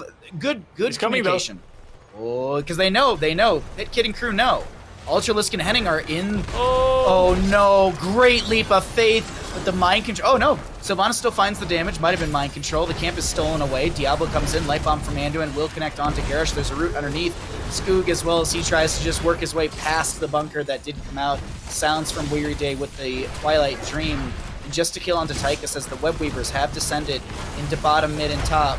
Top and mid, free sieging. Bottom lane getting cleared out. Warlord's Challenge from Garrosh, Jet Propulsion from Blaze. Chain CC is strong, but not enough damage exists. Apocalypse from Diablo forces the enemy team into an awkward position, and that's really all it does. Doesn't set up a CC, doesn't set up a kill. Mostly zones back the enemy team. About a half a level lead for the side of Granit Gaming, as it's 13-12, with Unaverted immediately back into top to push things out. Yeah, that's a really good branch off. Getting the Tychus actually allows him to leave early and get that Punisher. Get that Web Weaver up top. Fancy Pants has been doing a fantastic job. Loving that Hortapult use as well. The crack between a loot horde and a wall, if it is not 0, if it's even just 1 millimeter, which is a very small fraction of an inch, I suppose. For thank God! I had no idea what that terminology or number was until you said inch. Then I was like, oh, okay. I'm sure. It's like, oh, he's talking about measurement. I thought he was talking about. I thought you were talking about like multiple meters. Quarts of water. Yeah, I thought it was just multiple meters. Sure. And I don't like. It sounds like. But it's like, is it like meter. do you measure things in Europe with like a meter? Yardsticks. We use yardsticks. Except we call them meters. Yeah. Do you have to keep them outside? How about we get some comms at some point?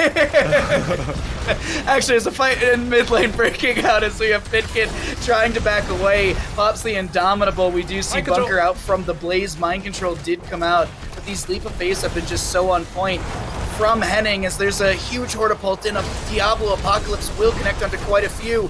This is a Ty just shredding through a Garrosh. He goes down. And this Webweaver phase from Wildheart is going to be put on hold.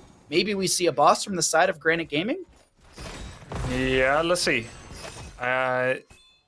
No. Yeah, could they have? I think yes. I think they could have done it. Hogger has actually got a lot of auto attack talent. You mentioned that brute force talent. Yeah. He's completely stacked. He's got bonus 150 auto attack damage. And that means he has 410. That's a huge percentual increase to what he would normally have. And he's got attack speed at level 7 as well. I've never seen Hogger in CCL complete that quest quite as quickly. And that brings me to actually just appreciate Fancy Pants' value today. He was fantastic on Blaze last game. He's doing great on Hogger. Good Hortapult. 0 deaths, completed this quest. Where was he all season? Respect to Swampgrotta. Swampgrotta is a strong player as well, but Fancy Pants, I think, is showing up today. Is Fancy Pants the X factor that Wildheart didn't expect? Maybe that has something to do with it as well. Maybe Wildheart was just expecting the Swamp Grotto solo lane and a little bit of Fancy Pants' uniqueness or just different playstyles, maybe throwing Wildheart off. But this is a, oh my god! Cursed. Cursed, caster cursed. You know, we were talking about this, and I was like, man, how long should I talk about this till we curse him? All right, well, we cursed him. Sorry about that, Fancy Pants. But Yeah, dear lord, sorry. did Wildheart you could do. Wildheart hated that Hogger right there. I mean, it was like root. It was just mind control. It was a Jet Propulsion, Warlord's Challenge, everything on top of the. That was a really weird silence. I guess it did connect onto Ultra. Sorry, I was confused by Weary Day, but it did actually get value. It was on Ultralisk and it was on Diablo. I mean, there was a Twilight that. Oh, take us, mind control. Oh, Good read, really good read from Wildheart, finding a few of these kills. Medivh stacks, by the way, are finished out. Jet Propulsion from Blaze's Fancy Pants has entered back into the battlegrounds, but Unaverti gets 43 gems turned in, and Buds is going to get a few more, and that'll be Red Web Weavers for the side of Wildheart. You want to jump into some Wildheart comms, maybe? yeah, let's do it. All right, in we go. I want to be able to be here. Or can you go over here? I can pour you from here. Oh, hey there, here. You're okay. I got pour for you out of it. Okay. You're fine. It's right on you. Click on yourself. Okay. No port and protect. Like 7 seconds. Yeah, we just better get up here, it's fine. I do Straight. have blue lines. So. Straight in 17. I'm going CDR, not stun. Hogger's mid. Yeah, I'll look for top. We have mind control, so we go low. I feel for left.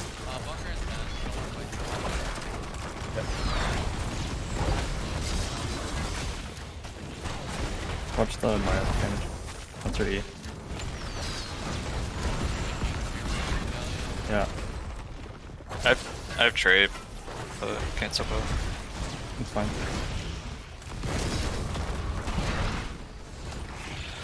I'm just gonna trade when they leave.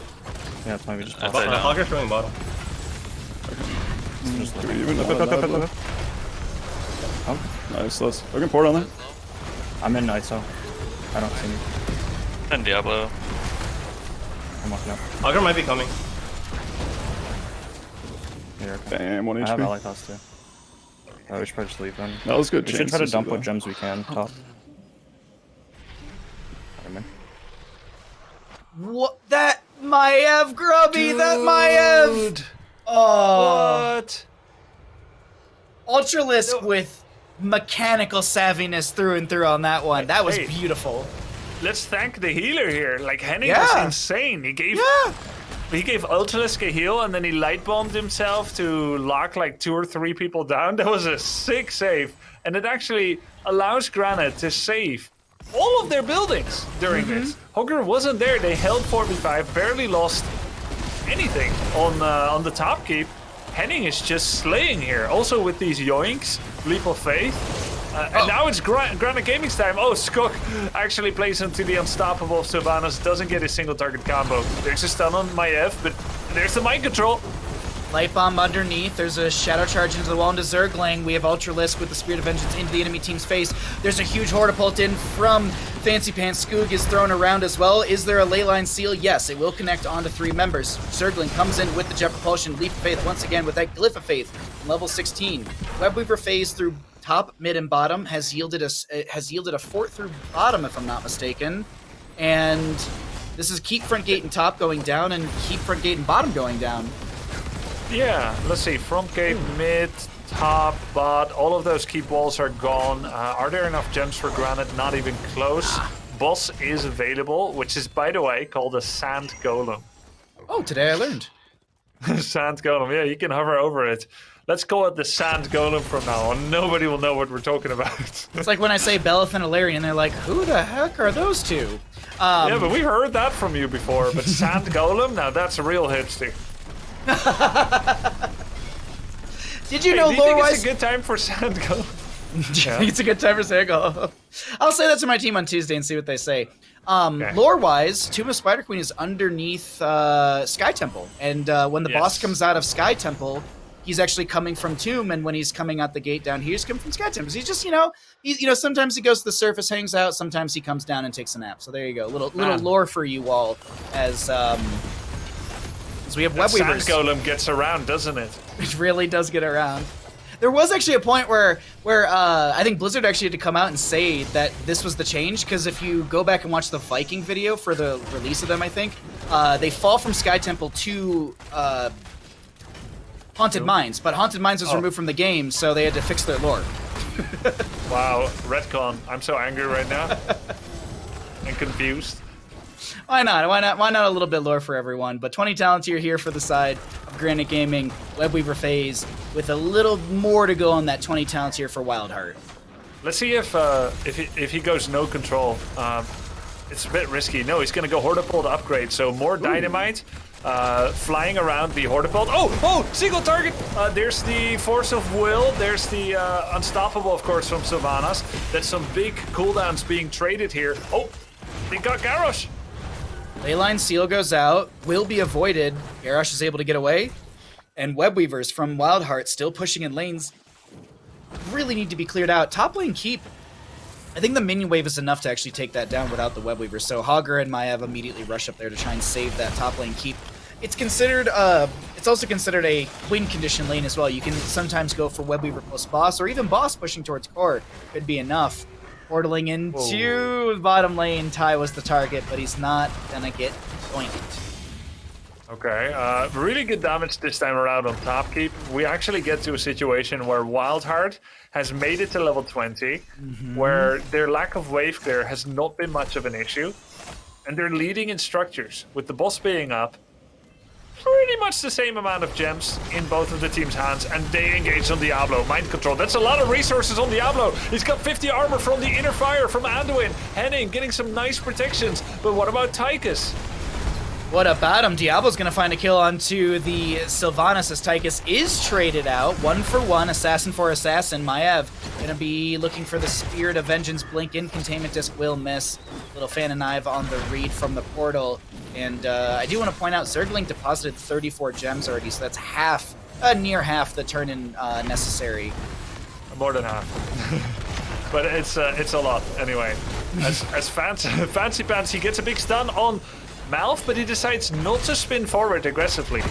Maybe that's the smart thing to do there. As Ultralisk yoinks Garrosh back in. Tychus's damage, of course, is missing quite hard to get that Garrosh killed off. Sylvanas, yeah, basically the two damage dealers are not here, so we could be fighting for a long time. You do have Maiev, but she's not a Tychus, so just more mobility, more setup, I feel like, for the Tychus in a sense. And it's kind of a bit of a stall time. I'm actually going to look really quickly.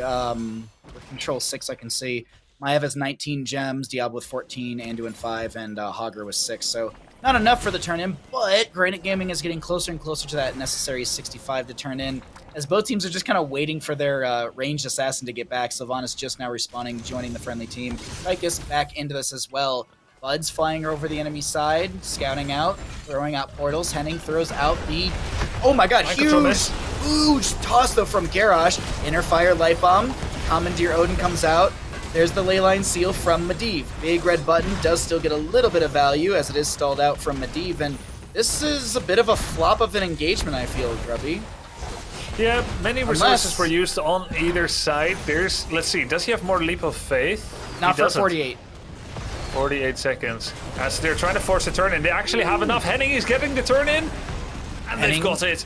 And I think Granit needs to get back now if they want to get anything out of this. Henning is actually in trouble to a mounted Garrosh. They're going to try to actually take down Garrosh, even as Odin gets focused as well. It's a 1-for-1. Leyline Seal, Medivh cheats. The Chastise comes out from Henning, trying to slow down the enemy's side. Ultralisk throws out the Containment Disc. It doesn't connect, but I feel like Fancy Pants and crew are on the chase. They want to chase into Wildheart without this Garrosh, without that more lockdown. And with lockdown, we have Umbral Binds.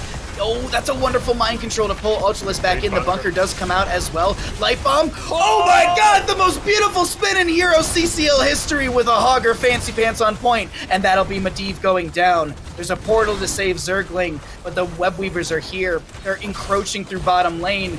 Grubby, is it possible for Granit Gaming to take another map off of Wildheart, or can Wildheart defend here? Let's see, they've got a 20-second death timer on Garrosh. That's one keep down. Mid keep is being attacked. Sylvanas is not going to see a lot of space here. Oh, the containment disc on Sylvanas! Let's see at her resources. She doesn't have Unstoppable. I think she's going to die here. Umbral Bind is not gonna, it's actually gonna expire, and Unaverted gets behind that sidewall. That's a triple keep phase for the side of Granit Gaming, and Medivh is down for 23 seconds. The core is being pushed on, but is there a call to go core? No. Boss. Go get the Sand Golem. Sand Golem time. Get the Sand Golem. No, they don't dare to. I mean, had they gone immediately, Medivh would have been dead for 20 seconds. By the time they arrived, 12. Still, Wildheart very, very mindful of that possibility. The Sand Golem has been checked, is clear.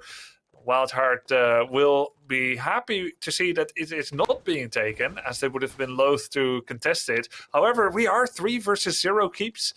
Camps are going to be pushing here and there. Just wonderful Hogger light bomb just now. He also happens to be top hero damage, which was fine as long as he was laning. It's always a bit inflated. Yeah. It has been keeping up the entire game. So Fancy Pants is doing a fantastic job, and I hope this was not a curse. He's doing terrible. I made a note of that spin in my notebook. That was really good. For anyone wondering, the catapults right now, they are dealing 484 damage baseline. So into structures, that's 968 damage from a catapult into structures. Buds flying around here, Ultralisk and crew, they know that they cannot go for this boss with Medivh cheats, with just everything that's been thrown in their faces. Just, I feel like this is more or less a pull, just trying to force Wildheart to just sit around this boss rather than push out their lanes. And now, oh god, this is so nerve-wracking. But they leash it once again inside of Granite.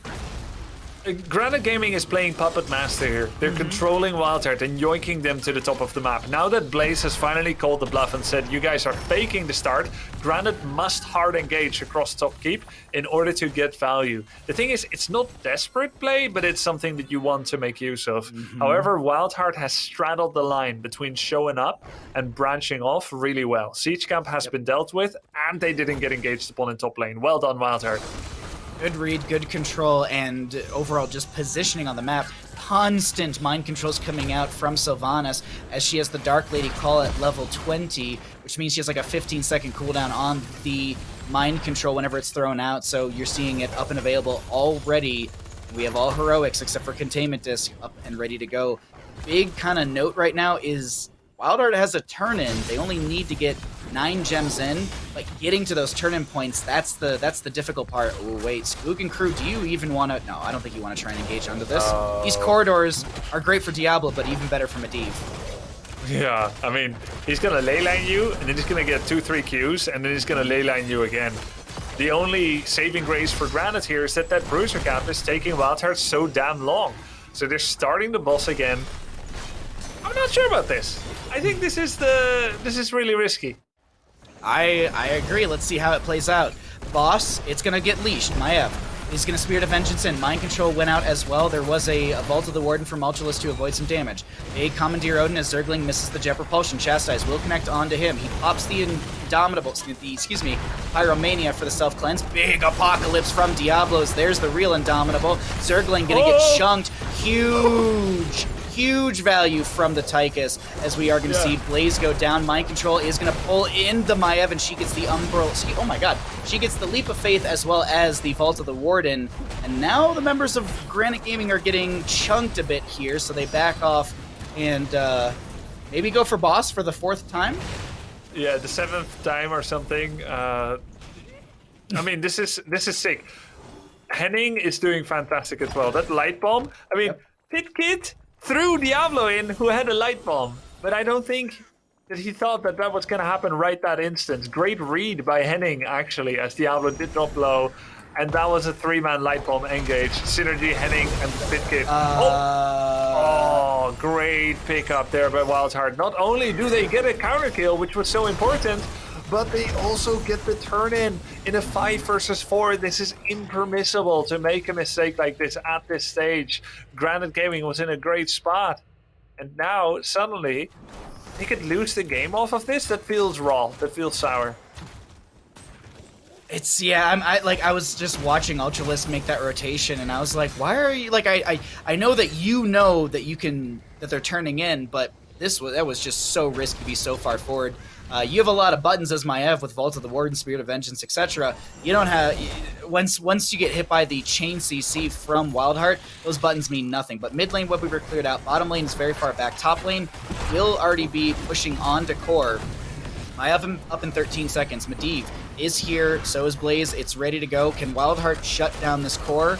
Excuse me, can Wildheart just destroy this core, I think is the better verbiage on that one. Big red button. A lot of damage onto Garrosh. He's looking for a Warlord's Challenge, but he's taking keep shots, so he's going to have armor reduction. Huge sounds from Malfurion, and this Garrosh is in a very particularly bad spot. Big red button still chunking into a lot of the bunker value.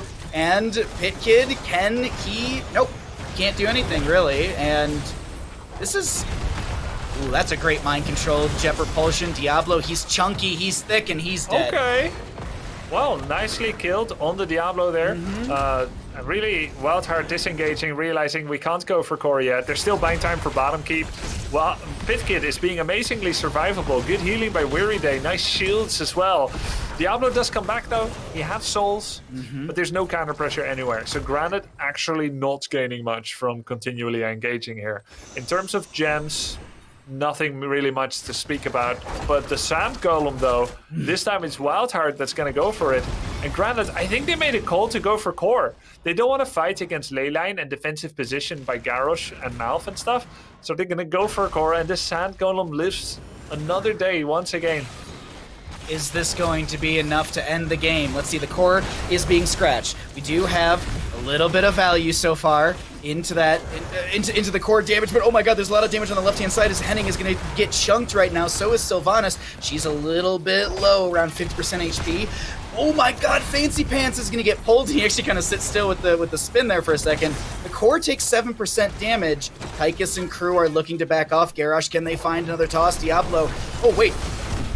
Circling is thrown in. That's a Diablo getting shredded. He's dead for the full duration this time.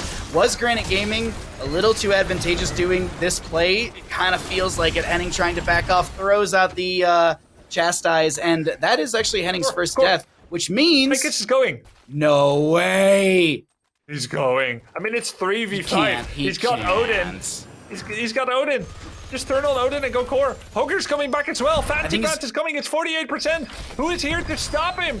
Ty, there's a nuke. Where are his auto attacks? He tries to get out of the oil. No way, no way, no way. He's got the Horrible Dynamites as well. They're going to keep firing. One more big red button. Fancy Pants, can you do it? 3%. Fancy Pants goes down 1%. Are you serious? MyEv is going to try and come in. There's no way you can do it with 500 HP. One pin of knives.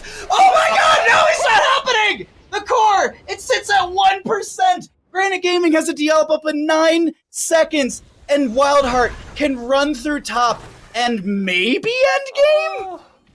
It's only Diablo and Anduin defending. The other death timers are too long. No I think Wildheart wins this now. Wait, why are they going through the wall? Why are you doing? Oh, portal. Oh yeah, of course. Yeah. Okay. Now you're I had the same. No, I had the same thought as well. I was like, "What the hell are you doing, Wildheart?" Leyline seal, light bomb thrown in the middle. That's a good start for Granit's defense. Yeah, there's no way that this takes more than 13 seconds in my opinion. I mean, Diablo maybe has a little bit of control, but the core is already dropping rapidly. I cannot believe 1%, Grubby. 1% was the difference of this game. Wildheart will take this game, and you said something about sour grapes, and this one feels sour for Granit. I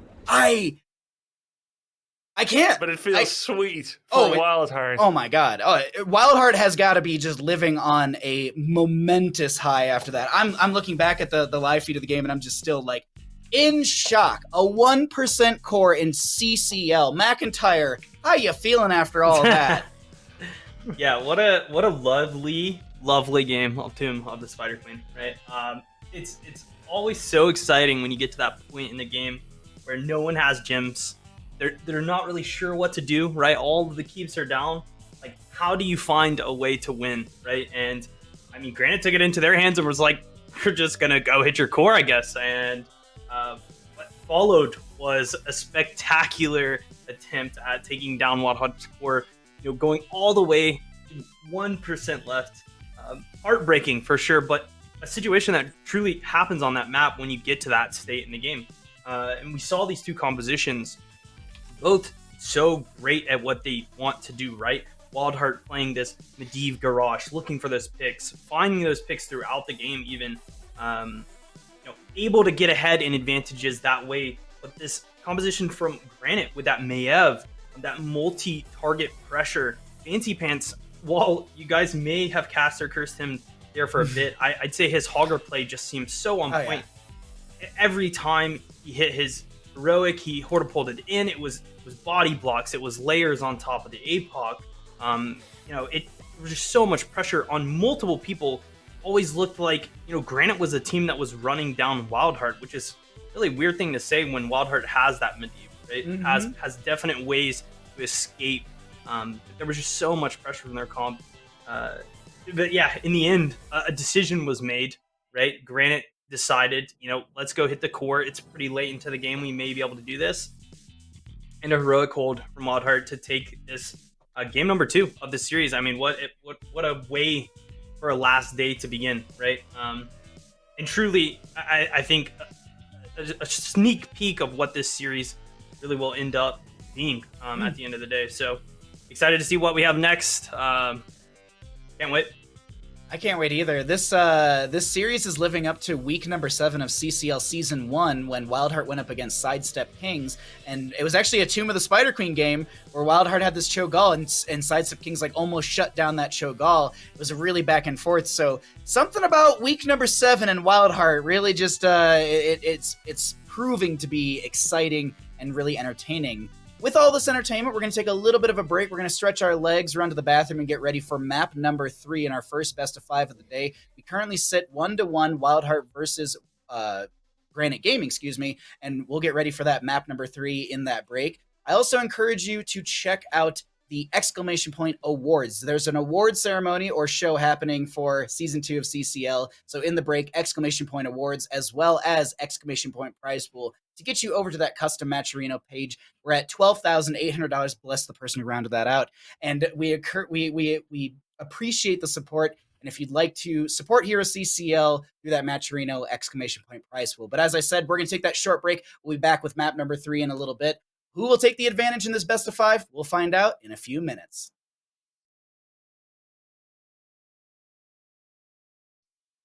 Welcome, everyone, to the CCL Halftime Show. I'm Kyle Ferguson, and today I'm joined...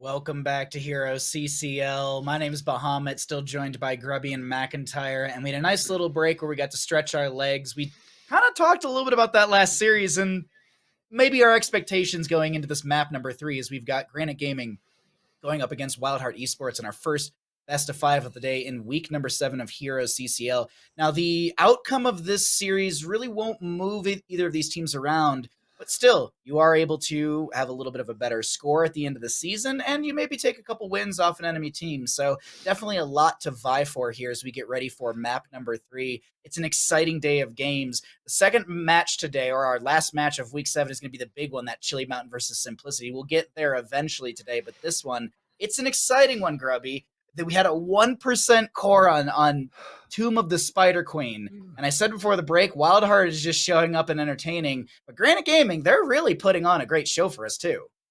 Yeah, they really are. And, that was basically a really good game by both. And it's not a throw. Granit was leading for most of it, but you still got to close it out. And, man, Wildheart was tenacious. Just awesome finishing line moments, a photo finish. Well, and Granite is going to be scratching themselves behind the ear and thinking, who missed an auto attack? Because it's always one auto from anyone, a 1%er. And Wildheart can be very relieved, but they still played a losing game for most of it. So it's not utter elation either. It still is a long road to go for both these teams, as we know where we're going to for map number 3. Let's get everyone updated at home as to where we're going to be heading, because it is one of my favorite maps in Heroes of the Storm. It's going to be the Wildheart choice to take us to Towers of Doom, meaning that Granit Gaming, the losing side, has opted for first pick priority. And Grubby, I feel like you might agree with me on this. It's a wonderful map to go to. Yeah, Towers of Doom is fantastic. Unfortunately, not a lot of Kerrigan or Maiev play, I think, usually. We do have a big Stitches priority, I think, from both teams leading into this. But so far, Wildheart has been banning Stitches. He has been removed from quite a few games. No large lad yet today. McIntyre, we haven't heard from you, my friend. How are you feeling about this map number 3, or even just the series so far? What are you cooking up in the kitchen, if you will? Yeah. I mean, this series so far is great. These teams are both kind of playing the strategies that we come to expect, and I think Towers of Doom being a map where both of them can continue to plan those strategies and execute them, right? We aren't really headed into a macro-based map. While there is the double soaking that has to happen on Towers of Doom, there is still a lot of team fight potential, right?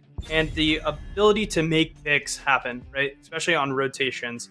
Towers of Doom, you have to rotate typically from mid to bottom.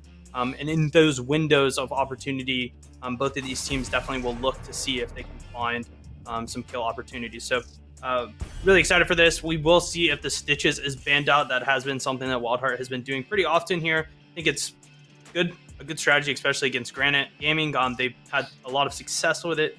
Just getting rid of it out of the hero pool. We can also see the Anubrak ban is coming in again from Wildheart. This is an adaptation, I think, from game number 1 where they chose it themselves. Maybe not feeling it as much. So just want to make sure that Granit Gaming doesn't have the opportunity to draft them themselves. So a Crummy ban coming out from Granit Gaming, as well as that Lucio ban. I think both really good characters for the map, right? Those traps, again, on that rotation from mid to bottom. Both of these characters, I think, excel in that area a lot. And I think these are really strong bans to start this game off. Very strong bans. Now, Grubby, I got the big question for you. How high is your priority on Butcher for Towers of Doom? Oh, no. I mean, if the opponent takes Murky, I'm definitely going to run Butcher and Abathur with Toxic Mind build, Toxic Nest. That's just, that's great, I heard. Didn't work for my teammates in my Storm League game, but... Unfortunate. But hey, 3rd game in a row where we have a hot priority onto Blaze early in the draft. Dare I say Combustion? Probably not, but who knows? Maybe one day we actually will get it. Much like the people who want Locust Swarm, there were 2 games of it yesterday, a win and a loss, so that means it's 50% good, right? That's everything. Yep, everything in Heroes is based off of CCL. Definitely, and you know, Medivh has won both games so far, but I don't think we can say. Yeah, we can say it. We're gonna maybe we will see the Butcher, Grubby. No, but anyway, Medivh has won both. Wildheart saw this, and they said stats are always going to predict the future. So let's take the winning hero. Yeah. Both of them have winning drafts on both sides so far. I'm excited to see what they're going to pair with this Blaze, a Brightwing, and a Cassia. I really like the Granite draft so far. What Wildheart's put together, I have no idea. I'm going to say it. Maybe it's a Cho'Gall. Maybe can I burn all my channel points onto Wild? Okay, all right. Well, Mac, break it down. You apparently know. No, you know, I think it's interesting. You were saying it's all about the stats. I just watched the movie Moneyball a couple days ago. Okay. It's all about getting people on bases, right? I think if we look at the stats for Towers of Doom, I think it's all about getting people on shrines, right? You want to get the channels. You want to make it happen. Maybe Medivh and Abathur statistically are really strong at doing that. Especially the Abathur, I think that side pressure, being able to channel an objective while, you know, maybe it's the triple shrine, right? Where you have the 2 in the top and then the 1 in the bottom. I think a lot of the time people sleep on the fact that Abathur can channel that shrine. I like that ban a lot, getting rid of the Samuro.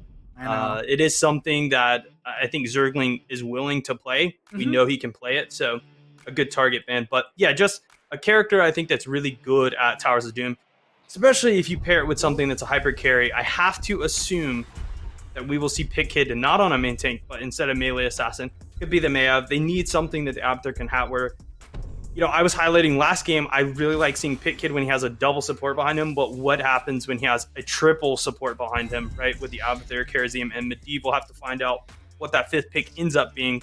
But yeah, Granit Gaming, they have a very good standard draft, right? At this point, Grubby, where do we go with these last 2 picks? Well, I think Wildheart needs to have a stunning tank, so Diablo or Garrosh comes to mind. I don't think it's going to be C-Smash Varian, because they will lack CC on Cassia. So Granit needs to keep that in mind. They could actually go double support, Brightwing, Cassia. Uther is something that they could potentially do, but they have to keep in mind that Garrosh might be coming out. I love Garrosh as a pick, because not only does it deny Garrosh, but Garrosh is also a good counter into Diablo, the other good pick together with Medivh. So I think it's a very smart choice by Granit, and they're also getting that second support basically in Zarya, who is a little bit more damaging than Uther, right? While still offering bonus protection for Cassia. I haven't even seen the last pick for Wildheart, but I feel like they're gonna Zeratul. I don't know. Mayav. It's a Mayav, yeah. It had to be something. I'm not the biggest fan of the Wildheart draft here. I'll probably eat those words in like 22 minutes and 45 seconds or something. But like, Tasty. I feel like Granit Gaming has everything they want. They've got amazing poke. They've got amazing team fight. Their 10 power spike is better in my opinion than Wildheart's. So I think this is a Granit Gaming win. What do you think, McIntyres are about to load in? Yeah, I think like the piranha plants that like have a little treat on the inside, and then when the insect crawls in, Venus flytrap, smash. Yep, right. That's Granit Gaming with the draft. He drafted a very standard 3-man. Wildheart was like, well, let's get creative. Let's go this Medivh, Avatar, woohoo. We're gonna protect Pit Kid, and then boom, Garage is already locked in. You at that point have to commit to your draft, right? You've drafted the picks. You have to just send it. No matter how silly you guys might get, still gonna send it. And because of that, I think Granit Gaming just should win this game. Obviously, this is one of those Chaos Realm ones. We'll see how it turns out. This draft is crazy fun. These players just came off of a win. We'll see if Wildheart can swing it back, but I'm gonna vote for Granit Gaming here in game number 3. Well, thank you for your breakdown. And instead of introducing the teams, let's go ahead and jump into some Wildheart comms and see how they're hyped up for this map number 3, Grubby. We're matching them. Okay. We're just fighting with Hat. Like when we, just play around when Zerg is able to hat us, and we fight during that window. Otherwise, like I can clear waves, so they can't really push if they're trying to like split. And if they would try to split at all, then like Monk with Hat beats up anyone. And me with Hat beats up anyone.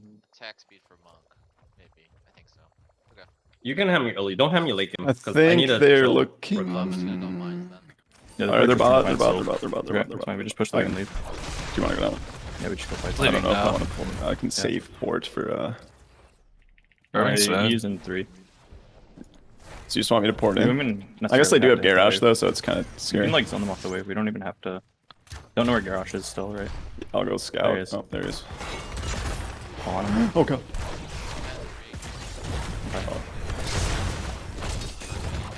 A lot of queues. It might be hard for you to head early. Yeah, it's fine. We don't need. We're all just looking for Brightwing. I don't see Brightwing. Run around. Push the wave out. Doing whatever the food is. Like mid-gangbang or something. They're not going to push without a wave. I'm just up. I want to go global. Look at Cassie here. I have no cooldown. I have W still. Nice. That's good. Let's get some siege damage. Okay.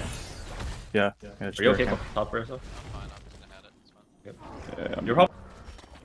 A nice early game start for Wildheart. They got a little bit of pressure onto Ultralisk on that Cassia. Bud's working his way through those stacks in the bottom lane skirmish. We got a little insight as to how they were planning things with the hatting throughout the game, Grubby, and I like that there's kind of already this plan set for Wildheart into who's the target, what to do if Kharazim gets dove. A lot of just preparation coming in as we're going to have a pause coming in right now. So that works out perfectly. Grubby, I can get your thoughts on those comms, as we're going to wait for a little bit of a pause and figure out what's going to happen with that potential DC. Yeah, maybe we hope this DC resolves itself. There's up to a 10-minute window where teams can try to get their player back in. Now, in this situation, I just want to iterate how much I love that Zarya pick, because 7-sided strike actually it's designed usually to kill a tank. Now you've got 3 warrior, the old role type of heroes, Blaze, Garrosh, and Zarya. And you've got Zarya's shields, and then you've got Bunker. And there's just so many ways that 7-sided isn't going to isolate and kill someone. The secret sauce here for Wildheart is Leyline Seal and potentially Containment Disc. They can remove any number of heroes. As long as they paint well with their Containment Disc and Leyline, they can remove any number of heroes and still find that isolation. And Mind Control, I think, is going to be the pick as well. Usually you don't play for silence into a very high health, high armor comp. Oh, yeah. Because, well, they're silenced, but their survivability isn't in a teleport away, which they now cannot use. Their survivability is in their large health pool. So I think it is going to be Mind Control, pull someone forward, Leyline through it, Containment this, 7-sided, and if well played, this could be a really cool draft. But it also has a chance to just fall flat on its face if the cohesion and the dodging for Granit is too good here. Well put, Grubby. We're back into the game as well, and the one thing I wanted to point out as well, we have a Spirit of Vengeance build for the Maiev at level 1 with that Pursuit of Vengeance. We could see the Sudden Vengeance at level 4, which will allow you to have some percent-based burst into Zarya, into the Garrosh, into the Blaze. So I feel like this pit kit value is going to be exponential as the game goes on, but I'm still feeling like Granit Gaming, much like how McIntyre put it, they have the Venus flytrap of a composition. They've got everything they want, and they're going to be able to kind of collapse onto the enemy team. But the mobility from Maiev and Medivh, as well as even Weary Day, just the mobility in general from Wildheart, now that I look at the core 4 in this bottom lane, it's really difficult to lock down. You're going to need chain CC or just a heck of a lot of burst, and that is available through Granit Gaming. Our first objective is going to be announced right now, top left and right, and the only RNG factor is this center or bottom altar, which is going to be in the bottom lane. As Fancy Pants gets dove in mid, he's A-okay, gets chunked for like maybe a quarter HP, pops the Pyromania, but Granit Gaming, Grubby, finds value through bottom lane, almost getting some of the gate down. Yeah, almost getting that tower down as well. Really quick reactions by Fancy Pants, and also reading the writing on the wall, knowing that he was going to be ganked. He continues to impress, as Abathur and Blaze will split 1 altar each. You may wonder, why does Blaze not go for the top right altar? Can he not win the duel against Abathur? And no, he can't. Abathur, when microed well, can kill any other hero with slaps, which, nice kill there on Sylvanas. But yeah, it's usually not worth the time waste, as you get poked off the enemy altar in this early phase. You just want to cap ASAP, and then you're gonna go double lane again. Yeah, yeah, Abathur currently, for anyone wondering, Abathur does 33 damage per auto right now. Actually, technically he does 32.9, but rounding in Heroes the Storm. So rounded up. Yeah, but in that bottom lane, it was actually really, really good. There was a Cassia Lightning Fury, the Q, and then Zarya came through with the Particle Grenade, and that's why Zarya found that kill through bottom lane. Ty on this Zarya doing a great job at poking at the enemy team. Also has that pinpoint accuracy at level 7. Particle Grenade deals 39 more damage and slows the target speed by 25% for 2 seconds to enemies hit by the center of your Particle Grenade blast. So a little amplified damage as well from level 7 on this on the Zarya, excuse me. And I like this level 7 Grubby from the Garrosh, the Oppressor, for the spell power reduction.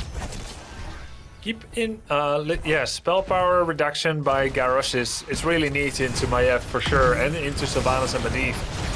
As there is an engage here on Garrosh, he's gonna get away, no problem. Ultralisk continuing to stack his Lightning Fury here. No real danger for anyone on Granit. Keep in mind that the bonus damage from the Particle Grenade on Zarya that deals 41 more damage in the center actually gets tripled when you have full energy. This is of course the baseline, and her energy is tripling her damage.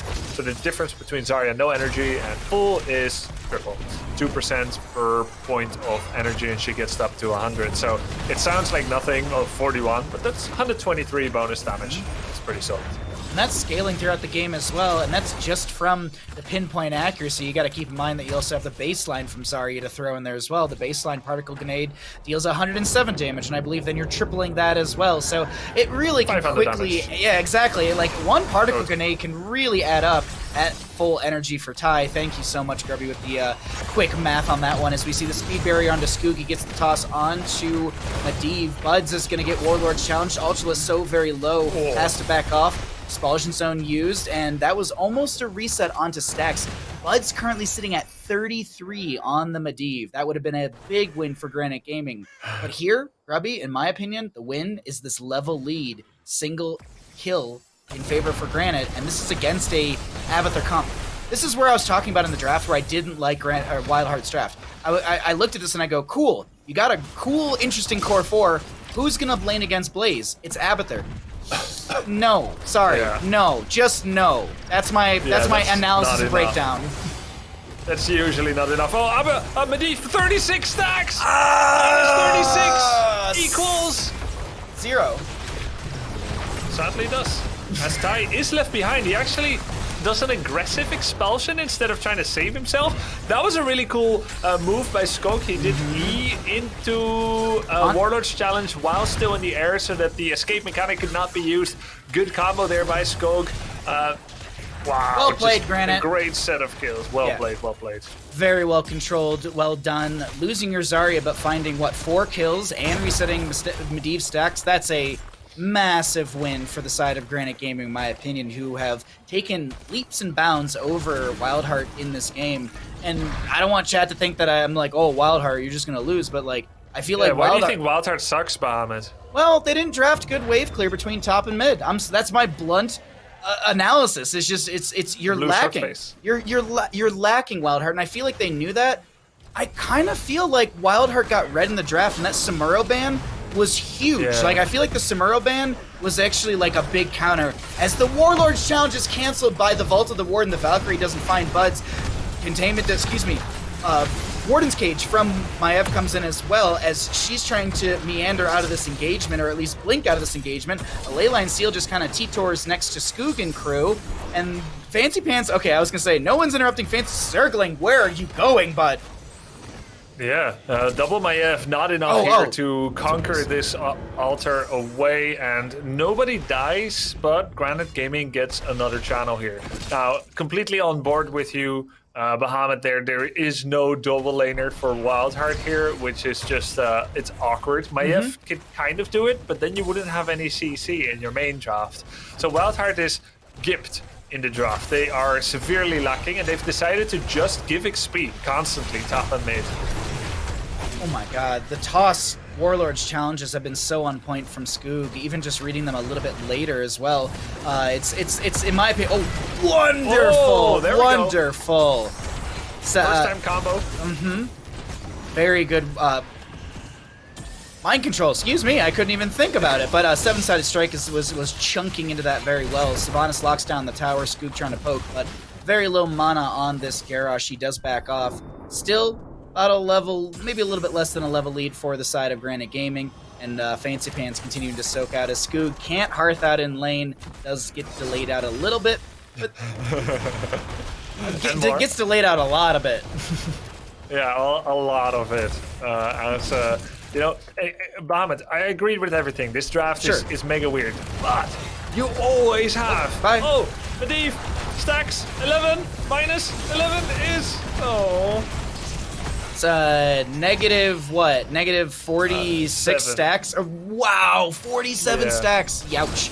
Speed barrier, Garrosh, he's chasing in onto Pit Kid. Toss is going to be there. Warlord's challenge, not available, I believe, as he is going to just harass the Pit Kid, not be able to set anything up. But bottom lane Bell Tower got converted back over to Wildheart's side, but look at this, Fancy Pants already on point. This is the awkwardness of Abathur that I keep pointing out, is just Abathur can't do anything right now. It's actually nest build. Oh my god. Okay, I mean, all partially, yeah. Just the level 4. Pit Kid gets away, Ultralisk chasing in, Buds comes back in here, Zergling, which is a clone, is gonna, Pit Kid. Oh, nice Spirit of Vengeance. Sick escape. He's got the CDR, right? Maybe that was the key there. We can hear you, production. That was the key here. And so far, Wildheart is trying to get one channel here. Oh my god, just the particle grenade is going to stall things out. I keep watching Buds, who's going for the channel. As we do have the Valkyrie coming in as well, there's going to be an explosion zone as well from this Zarya. Fancy Pants going to get hit by Pit Kid a little bit. And there's going to be a 7-sided strike. Garrosh does go down. Haunting away from Sylvanas gets her further out of the engagement. Buds is going to lose stacks again, Grubby. Yeah, this is rough here for Wildheart. You keep thinking, we've got the late game, because, you know, it's the Abathur team. Abathur teams have the late game, right? You get symbiotes at level 20, and there is still space for that. They're only down 3/4 of a level. They're only down 17 core shots. This is Towers of Doom, the comeback map. Abathur's global gets more and more XP compensation than in the early to mid game. So I unironically think Wildheart might still be scaling into the late game. But for now, Granit is just kind of wrecking. It's looking like Garrosh is completely unopposed. There's not enough gapping against him. And Granit is in a really good spot to make this a 2-1. And Granite do that is the question that they have posed to them from Wildheart, who are closing the gap in experience a little bit here. The team fights have been actually better and better for Wildheart, but maybe I spoke too soon. Warden's Cage from Maiev will come through. Expulsion Zone's going to be out as well. Medivh with the Leyline Seal is going to lock down Garrosh, but Cassia chases in. Ultralisk finding the first kill in this engagement. Can you hear me now? Weary Day's the next target. Jet propulsion into the 7-sided strike forces the bunker out from Blaze. Kai starts working on the bell tower. Zergling pulling in enemy members as well. Henning gets hit with the speed barrier from Zarya. It trying to pull back the enemy side. Triple altar phase is available as the clone of Maiev expires. Mule comes down from Abathur, and now's actually looking at the minimap. Blaze is looking like he's going to go straight to the top right. Yeah, or maybe so this time he is. Oh, okay, he's clearing mid. I was just wondering, is he finally gonna dare that one-on-one with Abathur? No, global. Sorry, not global. The objective phase has global vision, so Granit Gaming knows Zergling on the Abathur is going for this channel. They can see this. It's free vision. But I think, you know, Granit, they're just like, we can do 8 damage, we'll take 4, trade these out, no big deal. And oh, wow. Raw 7-sided strike, which is just mitigated by a phase shift from Brightwing.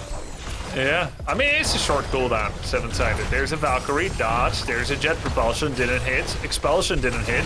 Pitkid is dropping low, but he gets that 50 armor there, and he gets away for now, as every heroic was used except Bunker. Bunker? Excuse me? Bunker? Okay, yeah. There was that phase shift from Brightwing, which was... like the phase shift, just value into the chunk into Garrosh. It just... A new target needs to be called, I feel. There's a clone onto the Maiev once again. Pull, Umbral Bind, that's going to be Garrosh going down. Okay, I spoke too soon. He is a good target, apparently. And Ultralisk needs to run away as quickly as they possibly can. But Zergling! Particle Grenade, anything from Ty? Oh, no. I get so excited. I'm just like, oh, is it going to be a 1-for-1 trade? No, it's the clone. The clone keeps getting me.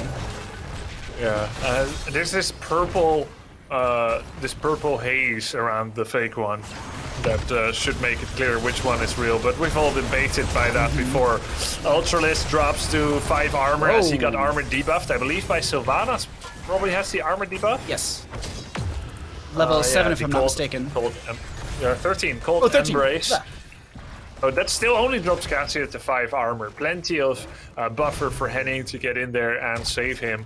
We've seen the 7-sided strike mind control combo work about twice now in the entire game. And it needs to work a bunch more times for Wildheart to get this game. But once they get Dark Lady's Call, there's gonna, like at level 20, there's more opportunities for Wildheart to try and get some takedowns here. As for Granit, they just need to play this cool, calm, and collected. If they stay together here, it's not about XP anymore, it's just about attrition. They want to get the core down as low as possible and have that be their win condition. There's no fear that 20 just gets the game out of control so long as they get more core shots. Zerkling copying the Maya. Another Maiev is in the engagement. Ultralisk goes in with the Fen, not able to connect. Big Valkyrie is going to be split by the enemy side. No one getting pulled in by said Valkyrie. Mind Control will connect onto Cassia. She's going to take a lot of damage. Inner Light is going to get some value. Warden's Cage comes out from Maiev. Pull in from Maiev as well. Into the Warden's Cage, but won't connect. Tai is A-OK. Portal to get Pit Kid out, but he's going to use the Spirit of Vengeance to get away. Huge Warlord's Challenge that gets the kill onto the Karazim. That's a real Karazim, not a clone. The clone actually target has expired. Bottom lane will be channeled, but here's the thing, Grubby. I was doing some quick caster math, and this plus boss wins game for Granit Gaming, so they could rush to boss right now and try and end. But the Abathur mines are just a little too annoying for Fancy Pants, as he is getting delayed out almost indefinitely, dare I say? No, there should be... Hold on, I need to shut the Abathur cooldown. Oh, it just came off cooldown. But as I said, boss is game winning for Granit Gaming. Oh, it's terrifying. No leyline seal. They got expulsion zone. There is leyline seal available though, but if they just killed him, that's it. That has to be it. Game. That has to be game. GG to Granit Gaming. They get the third map victory here against Wildheart with a good draft, great play, and we've never really seen how this Wildheart draft would have worked. And Wildheart are really cool drafters, which leads me to believe that Granit really just countered them, removing the Garrosh, countering any Diablo that might have wanted to come out, and taking the Zarya. Just great response to Wild and the Samuro ban. Just this was won in draft and it was played according to draft. Granit has improved a lot in that sense because they were the weakest drafter the whole season. Let's be fair here.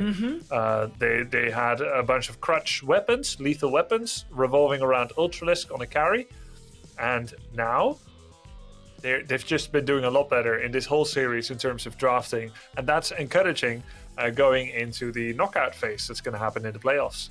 We'll be into for now 2-1. Yeah, we'll be into those knockouts next weekend in that gauntlet run, the bracket for that one. We'll take a look at that later today. So we think we'll have that together for everyone at home. But now I want to get McIntyre back into this because wild game, wild draft, Granit Gaming win though. Yeah, I think I gotta give a little pro tip here before I kind of break down the game with the Blaze and the Abathur mines. If you are the Blaze player there, you place an oil underneath yourself and then ignite it. And then channel, the Abba mines cannot stall you. So, not sure if Fancy Pants was doing that there. You can also hit your passive. Either one, though, will deal damage to the mines, and you can finish that channel off. But yeah, as far as the game goes, it was definitely a draft diff. Wildheart taking that Medivh, taking that Abathur. It was as they saw a flat piece of ground. They had their skateboard. They were skating as fast as they can, and then that Zarya and that Garrosh was that little pebble on the ground that your will catches. You just topple over, right? There's just not much you can do. So many defensive tools. We saw, Wildheart, they approached it as they should. They just wanted to fight as much as possible, even giving up soak in the off lane just so they could continue to fight. But once the 5v5s happen, all of those defensive tools that Granit Gaming had into the fray. You have the unstoppable shield, you have bunker, you have poly, Cassie already has built-in armor. How do you find picks? How do you find kills on so many targets that essentially are built a little different in this case? Like, quite literally, they are built to sustain and take fights. And there was just not enough damage with their composition, enough to at least find any kills, right? Every once in a while, we got a cool mind control under a keep, but what does that truly do if you've lost complete control of the map, as Wildheart had? I think overall, the draft was very cool and unique. I had laughed about Zeratul. It would have been good-ish. Basically, that Brightwing pick, that is just so rough to be kind of try to make a play happen and then just get point clicked. It truly just shuts down anything that you're trying to make happen. So, yeah, overall, I think Granit just really had their number in that draft screen, and there's not really much else to say about it.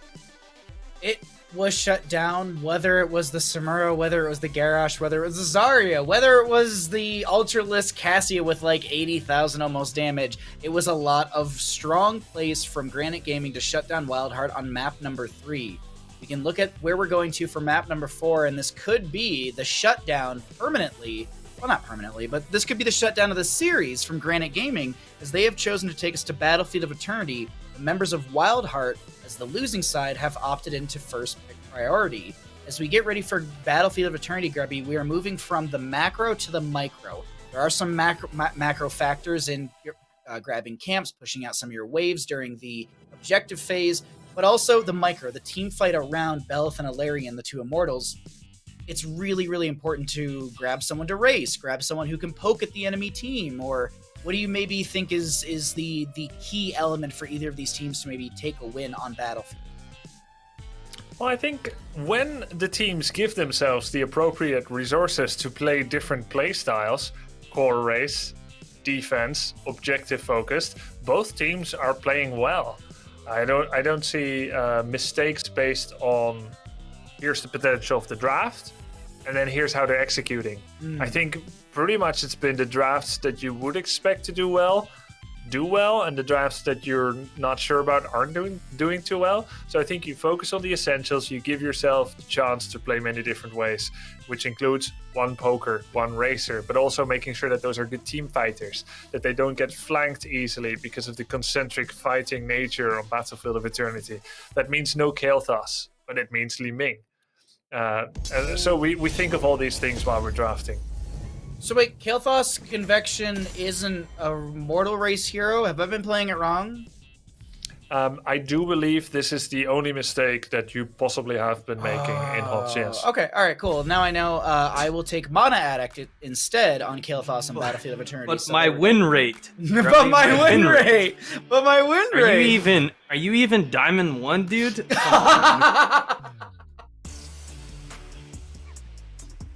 I saw your match history. Look at my Kael'thas. I always win with Kael'thas, Grubby. No, I'm just mimicking the nice Storm League games that I play when we need a main tank and the Kael'thas locks in and then goes convection and doesn't finish it. Check my win rate. Check my win rate, bro. Always check my win rate. Well, Wildheart will continue to ban out Stitches. We won't be able to see the large lad in this series so far. Another ban from Granit Gaming onto Lucio, and if I'm not mistaken, I feel like Granit Gaming has banned out Lucio almost every game, if not every game. I think so too. Two at least, maybe three. Yeah. Three I can remember. It's just there's one map where I'm like, did they ban him out? Doesn't matter. Anyways, Anubrak is gotten rid of by Wildheart.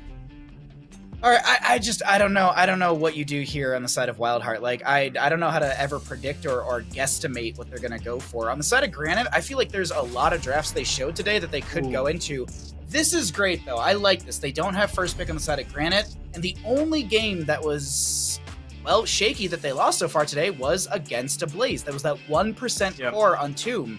And if you don't have first pick, I like you banning it out here. But is this the snap onto Tychus, the snap onto Medivh? What are we looking at here, Grubby? Well, I think... Yeah, I didn't expect that at all.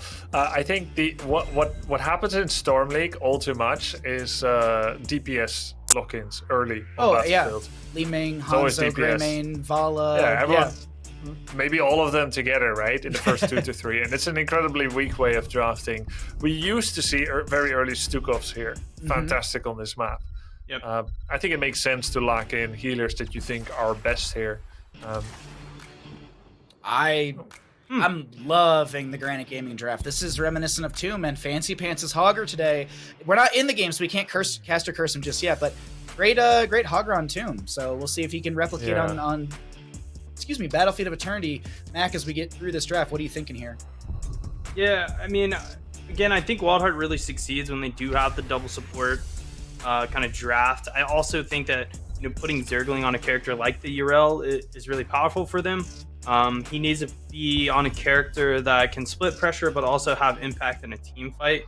Yrel's a great one for that, right? He seems to know how to play the character really well, protect his team, as well as create opportunities. The Garrosh pick is interesting. It's a bit early in my opinion. You're kind of showing that you have the Garrosh, and now Granit Gaming gets 3 picks and the ban to kind of counter out things that may synergize with the Garrosh or counter it.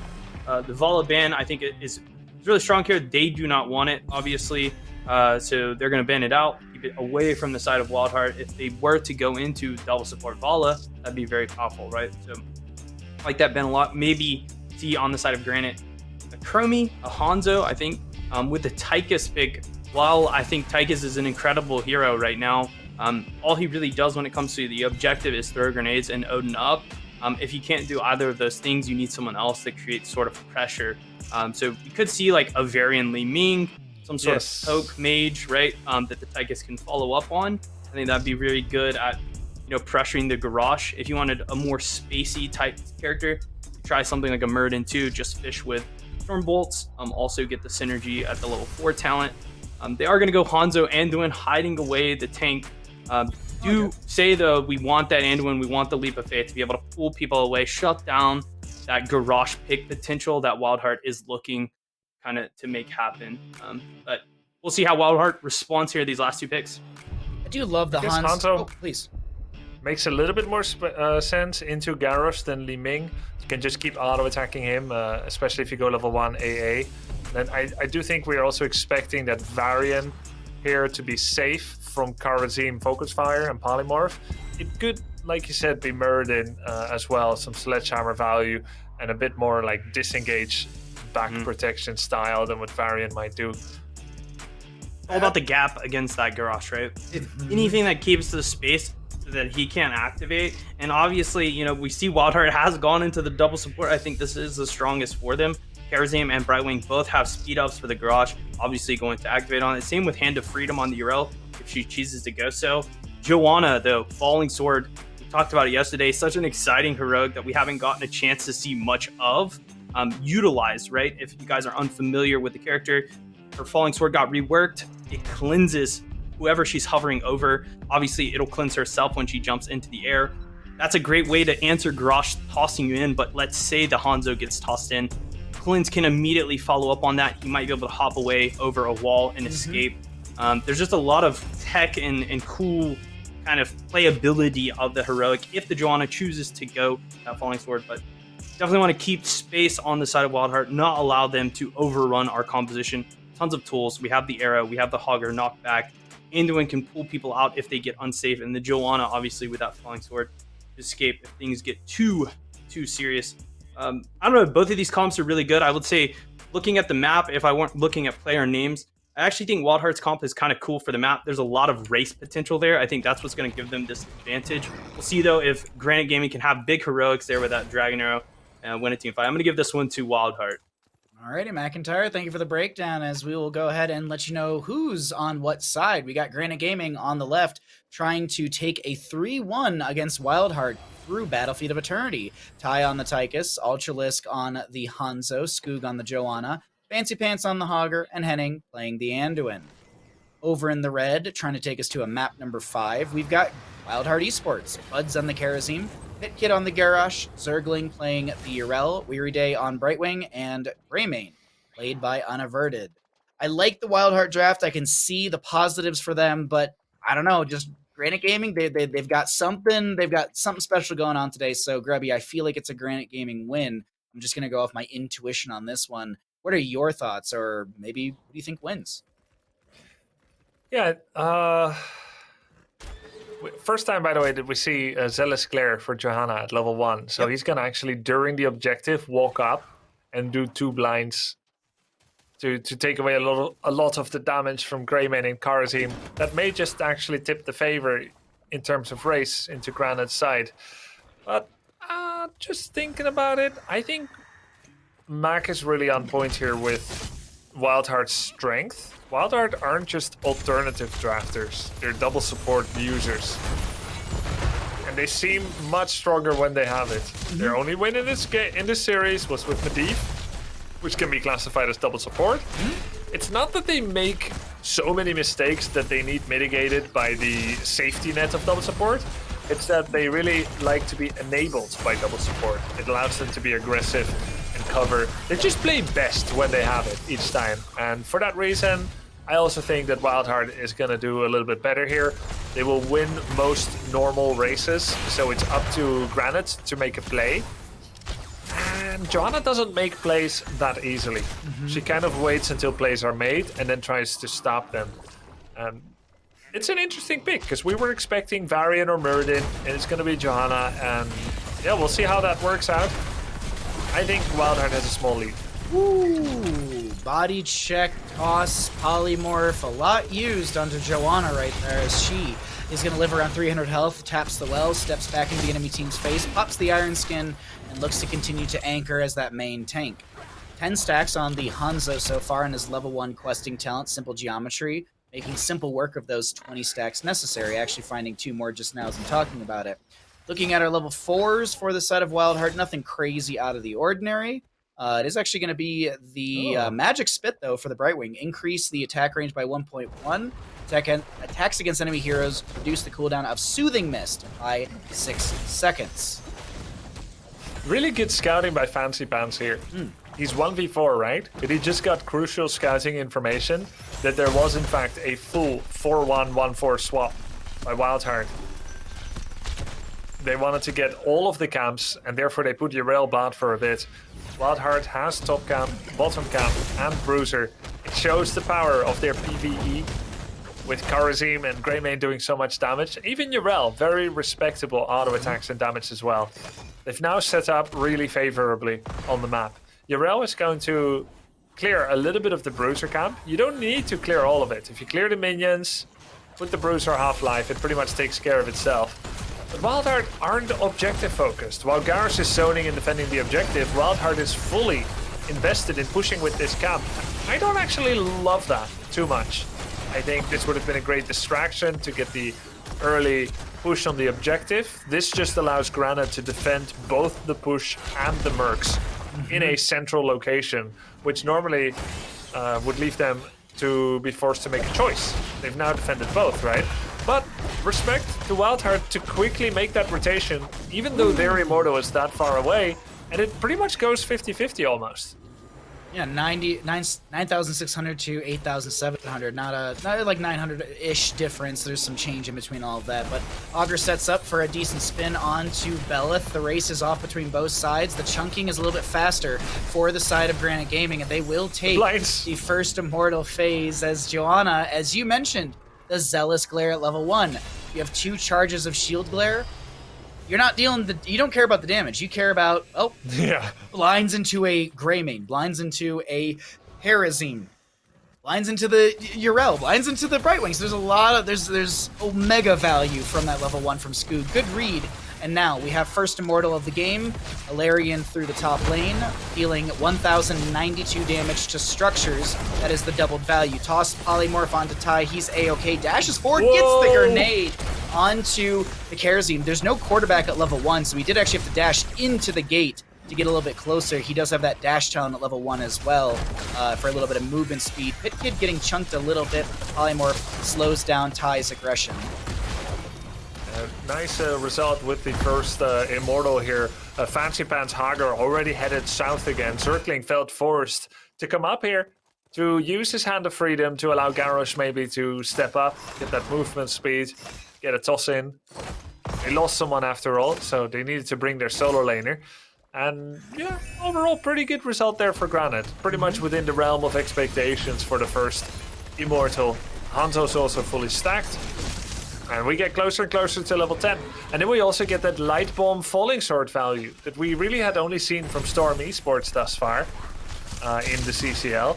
Where when you are flying mid-air with Falling Sword, not only are you cleansing your allies and impending bonus damage and stun when you land, but Light Bomb can actually explode mid-air, and it's a KO in mid-air, it's a stun. Bottom lane, little fight breaking out pre-10. Phase shift in from the Brightwing. Toss goes out onto Ty, but he's going to get the Leap of Faith. Scoog coming through with a few shield glares. Does have that Sins Exposed from level 7, which is actually going to be the Punish. So it's not Sins Exposed from your shield glares, the Sins Exposed from your Q, which reduce the enemy player healing by 35% for 2 seconds. Basic attacks refresh this duration. Nice Iron Skin. Damage from Ty is connecting, and that is perfectly played. A little bit of a bait from Scoog. Ty steps forward, gets the sustained damage, finds the second kill of the game, and this will be Garrosh down for 10 seconds. They'll respawn just as the objective phase comes up, but the big thing to note, Grubby, 10 talent here coming through in favor for Granit Gaming. Joanna holding, but we have the setup for Falling Sword Light Bomb, and there it is. Falling Sword picked up with Light Bomb Great synergy. 50 seconds on Falling Sword, 60 seconds on Light Bomb. Hanzo Arrow, Falling Sword, Light Bomb, stun, stun, stun. And great adaptation in tech by Weary Day here on Brightwing. He's gone with Critical Mist. This is a big buffed talent. Critical Mist does 2.4 times magnitude heal. Let's see, it's 244 heal and it's times 2.4 if you cleanse a CC effect. Anyway, here is the arrow. Fancy Pants with a big engage, but he gets polymorph before he can do the staggering blow. It's actually Wildheart that get the first kill there. Greymane chews into Anduin and tears him apart as Granit Gaming does their engage, but it is failing for them. Great blow there by Zergling, and that's 2 kills advantage for Wildheart.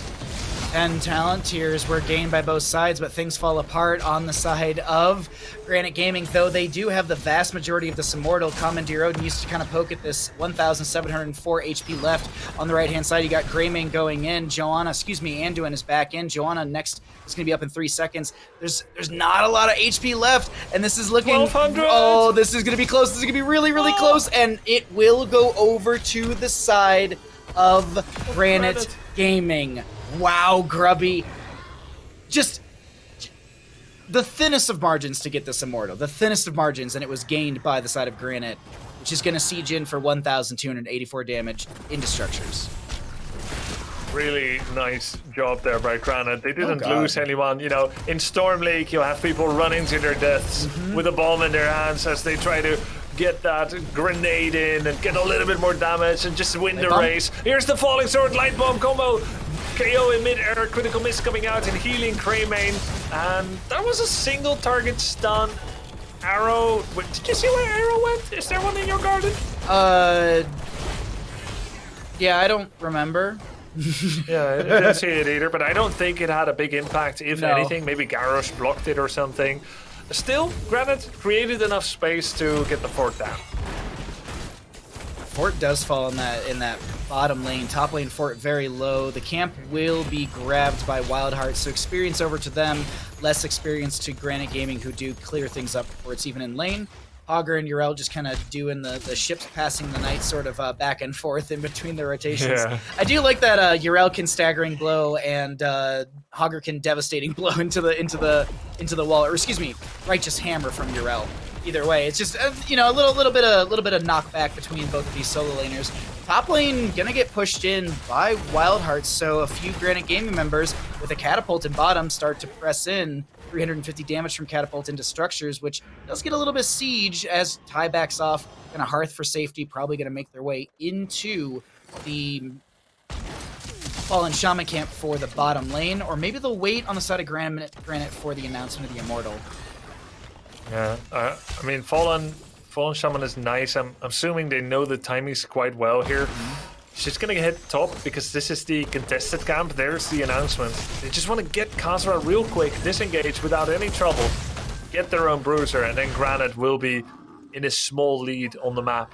Khazra, of course, won't be doing much, but it's still something that will distract and keep Wildheart a little bit occupied. Wildheart wants the Hogger kill. He's got Hortipult. Let's look at top lane. Okay, so Hortipult's available. He will Hortipult down towards Zergling, who finds the Righteous Hammer. Garrosh throws in Bud's Leap of Faith, will save. Chastise connects onto Garrosh, staggering blow from Hogger, forces back Zergling, and no kill found. Only a Hortipult used, 60-second cooldown onto that. We have a huge condemn from the Joanna stepping in. Arrow from Hanzo connects Skoog, takes the Light Bomb into the face of Brightwing and Zergling. Zergling very far split from the friendly side, pulling Polymorph from the Brightwing forces a little, or I guess slows things down is a better way to say that. So we have top lane camps colliding, bottom lane has the Fallen Shaman coming through. Granit Gaming go to race the Immortal, but Pitkid steps in trying to find maybe a toss combo onto this Anduin. Falling Sword for the cleanse. Really good play. Pitkid getting low. He's not going to go down. Buds is actually, or excuse me, Unaverted dives in way too deep, and he goes down. First kill in that engagement over to side of Granit Gaming. They got the critical kill, in my opinion, Grubby. Greymane. Greymane was the critical kill, and that's the critical race factor for Wildheart. And also, peeking into top lane in Paler Camp, thank you, Observer, for catching this, is going to be threatening onto Fort. So Immortal, I think Immortal still goes to top lane if won by Granit, but the fight breaks out once again, I think. Yeah, this is a very desperate defense without Greyman. I don't think you can really do much here. Wildheart. There's the Hulk Wild. The Hulk Wild Light Bomb didn't quite end up too well as Brightwing goes in on Garrosh. They're trying to get a kill here. Actually, they will be paid off for their efforts. Although they still lose the Immortal, now Greyman is back. They got the Hogger kill.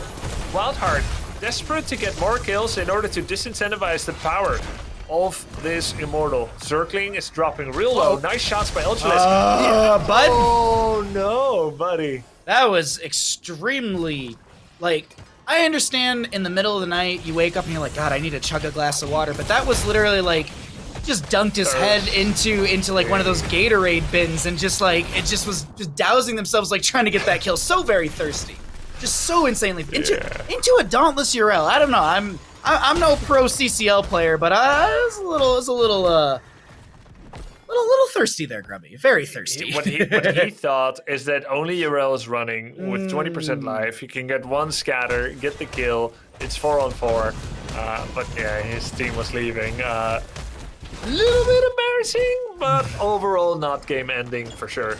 As there's still a lead for Granite. They are 4 forts versus 2. It's a comfortable spot for Granite, and maybe that's the reason we were seeing Hanzo play so overly aggressive in that chase. But that point aside, 16 talent here will be coming through on both sides in just a second here.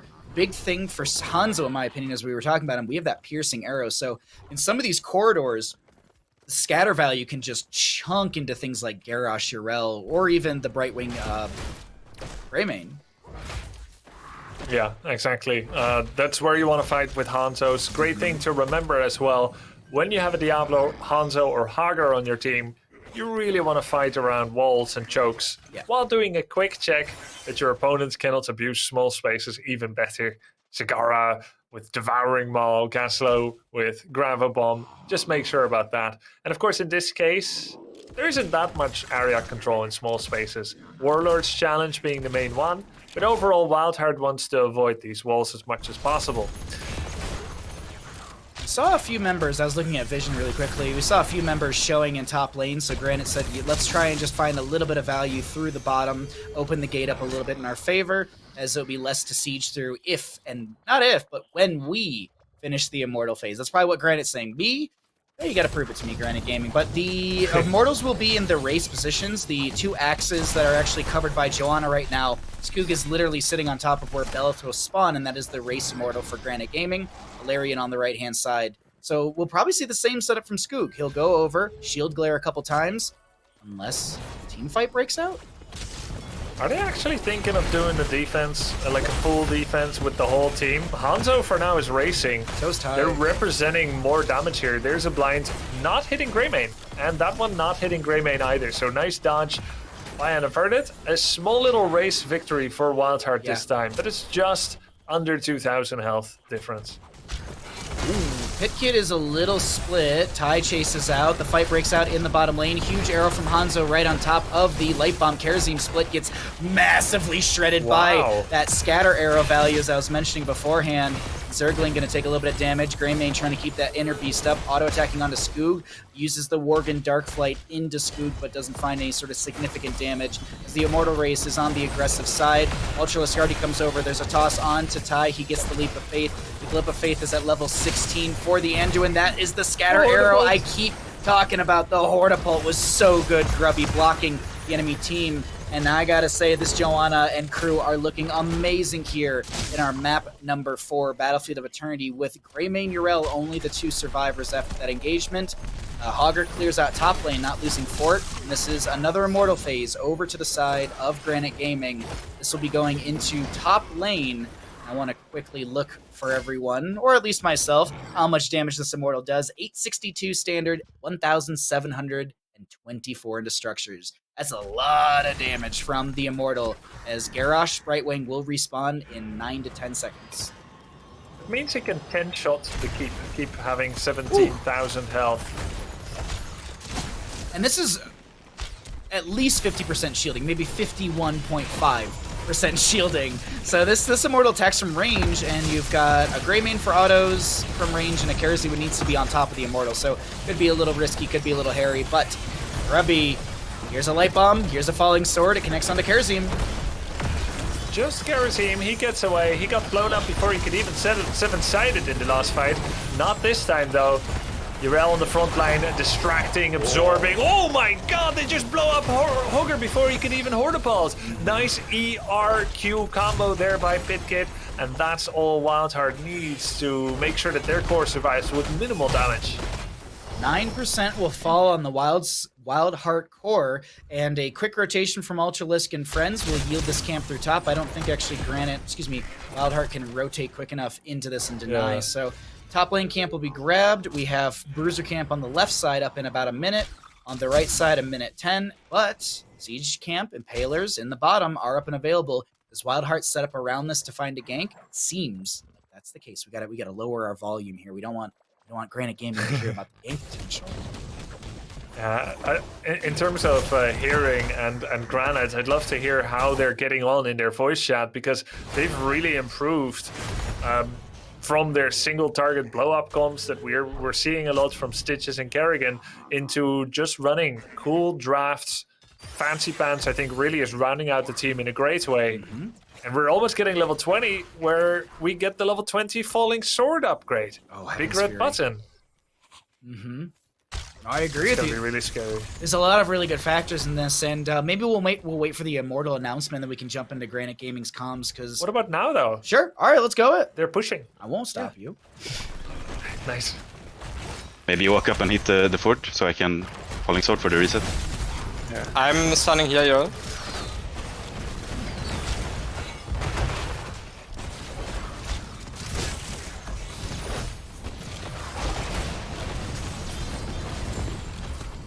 Okay. I'm winning, really, man. Yeah. I can maybe look for a stun on Greyman. Look Greyman, look Greyman. Ah, Okay. He's running us. Me. I arrow here. You're out, maybe? Okay, she's low. The keep is Just place though. Yeah, I'm nice. killing them, kinda. We can finish this. No Odin. No arrow, no ult if we get it. Yeah. Yeah, let's finish this. Go race. Yeah. Fuck race 9. They'll be 20, they'll We can wait for ults, probably. Just do first half and hot camp. Yeah. Top camp should be soon, too. A minute.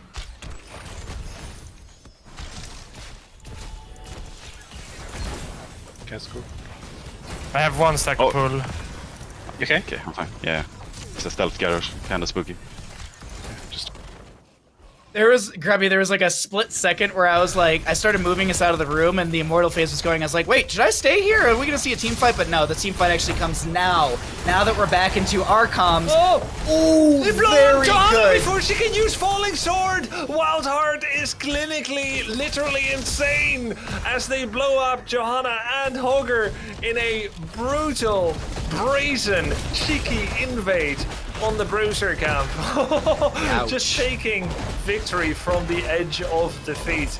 That's just insane. Blowing up Johanna before she can use Unstoppable.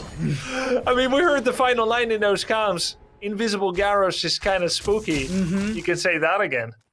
It didn't really go the best way for Johanna and the Hogger and all of that. So this is a late game Immortal threatening onto the fort front gate with a little poke potential. Commandeer Odin is available. Immortal dealing a lot of damage, just under 2,000 into structures, has about 40-some thousand HP, and that does include the shielding as well. But this bottom lane fort easily gonna be burned down. Johanna will respawn, so is Hogger. Right wing cleared out the top and bottom, so there's no catapults threatening onto that core anymore, and can phase shift into the friendly team. Fancy Pants and crew, this is actually a big defense for Granit Gaming. They could lose the game off of this. Immortal is very strong, Grubby. Yeah, of course, Johanna got surprised there by a polymorph on the Bruiser camp. Not going to happen this time, as Odin will be trying to defend this. Hanzo actually being zoned. Look at Pitkit's positioning. Hanzo cannot get into a good scatter area to actually get scatters on the Immortal because Pitkit is threatening. If you step up in that angle, I know those angles. I've taken geometry class. I'm gonna toss you in. So Ultralis is playing safe. Garrosh now stepping up, getting a taunt. There's an arrow. It misses completely. Johanna nearly goes down to the Greymane. There's a call by Wildheart. Click the core and ignore the players. Belith is chunking into this core, and there's a lot of members of Wildheart going down, but Belith will solidify this game. And Grubby, we head into a map number 5. The game was looking so good for Granite up until one singular misplay on that Fallen Shaman camp with the double kill into Hogger and Joanna. Spelled disaster for Granite Gaming. We head to a map number 5. First best of 5 of the series is not done just yet. And while we look at these stats, Mac, I'm sure you got a lot to break down here. Indeed. Yeah, the Brightwing is a character that sometimes can make pretty massive plays, right? That polymorph, wing click CC, even on a character like Joanna, unstoppable, falling swords, so much tools, so many ways to escape. You cannot react in a way, that Brightwing can still just volley around the corner and counter you out completely. Massive play there from Wildheart. I would say before that play happened, it was looking pretty dire for their side. We jumped into Granite's comms, completely in control of the map, right? Very cool comms. Went to the objective, got the first 50. Let's go get the hards, guys. Everything's gonna be good. And I think that hards play, while it is typically a very good decision to take your Immortal and then get the hard camp, I would also argue that it was not necessary at that point in time, right? The only thing that meant anything was the Immortal. Had they have kind of locked that in, they probably would have won the game. And by losing control of the middle of the map on BOE, so important, right? They kind of gave Wildheart that ability to find a play and make something happen, right? I always talk about making plays, not that they're bad plays, but making a play that is a little more ratchet, we'll say, right? A little out there, right? And in this case, it works, right? Let's just invade hards. We just got the first 50. They'll never expect it. And in this case, Granite Gaming did not expect it.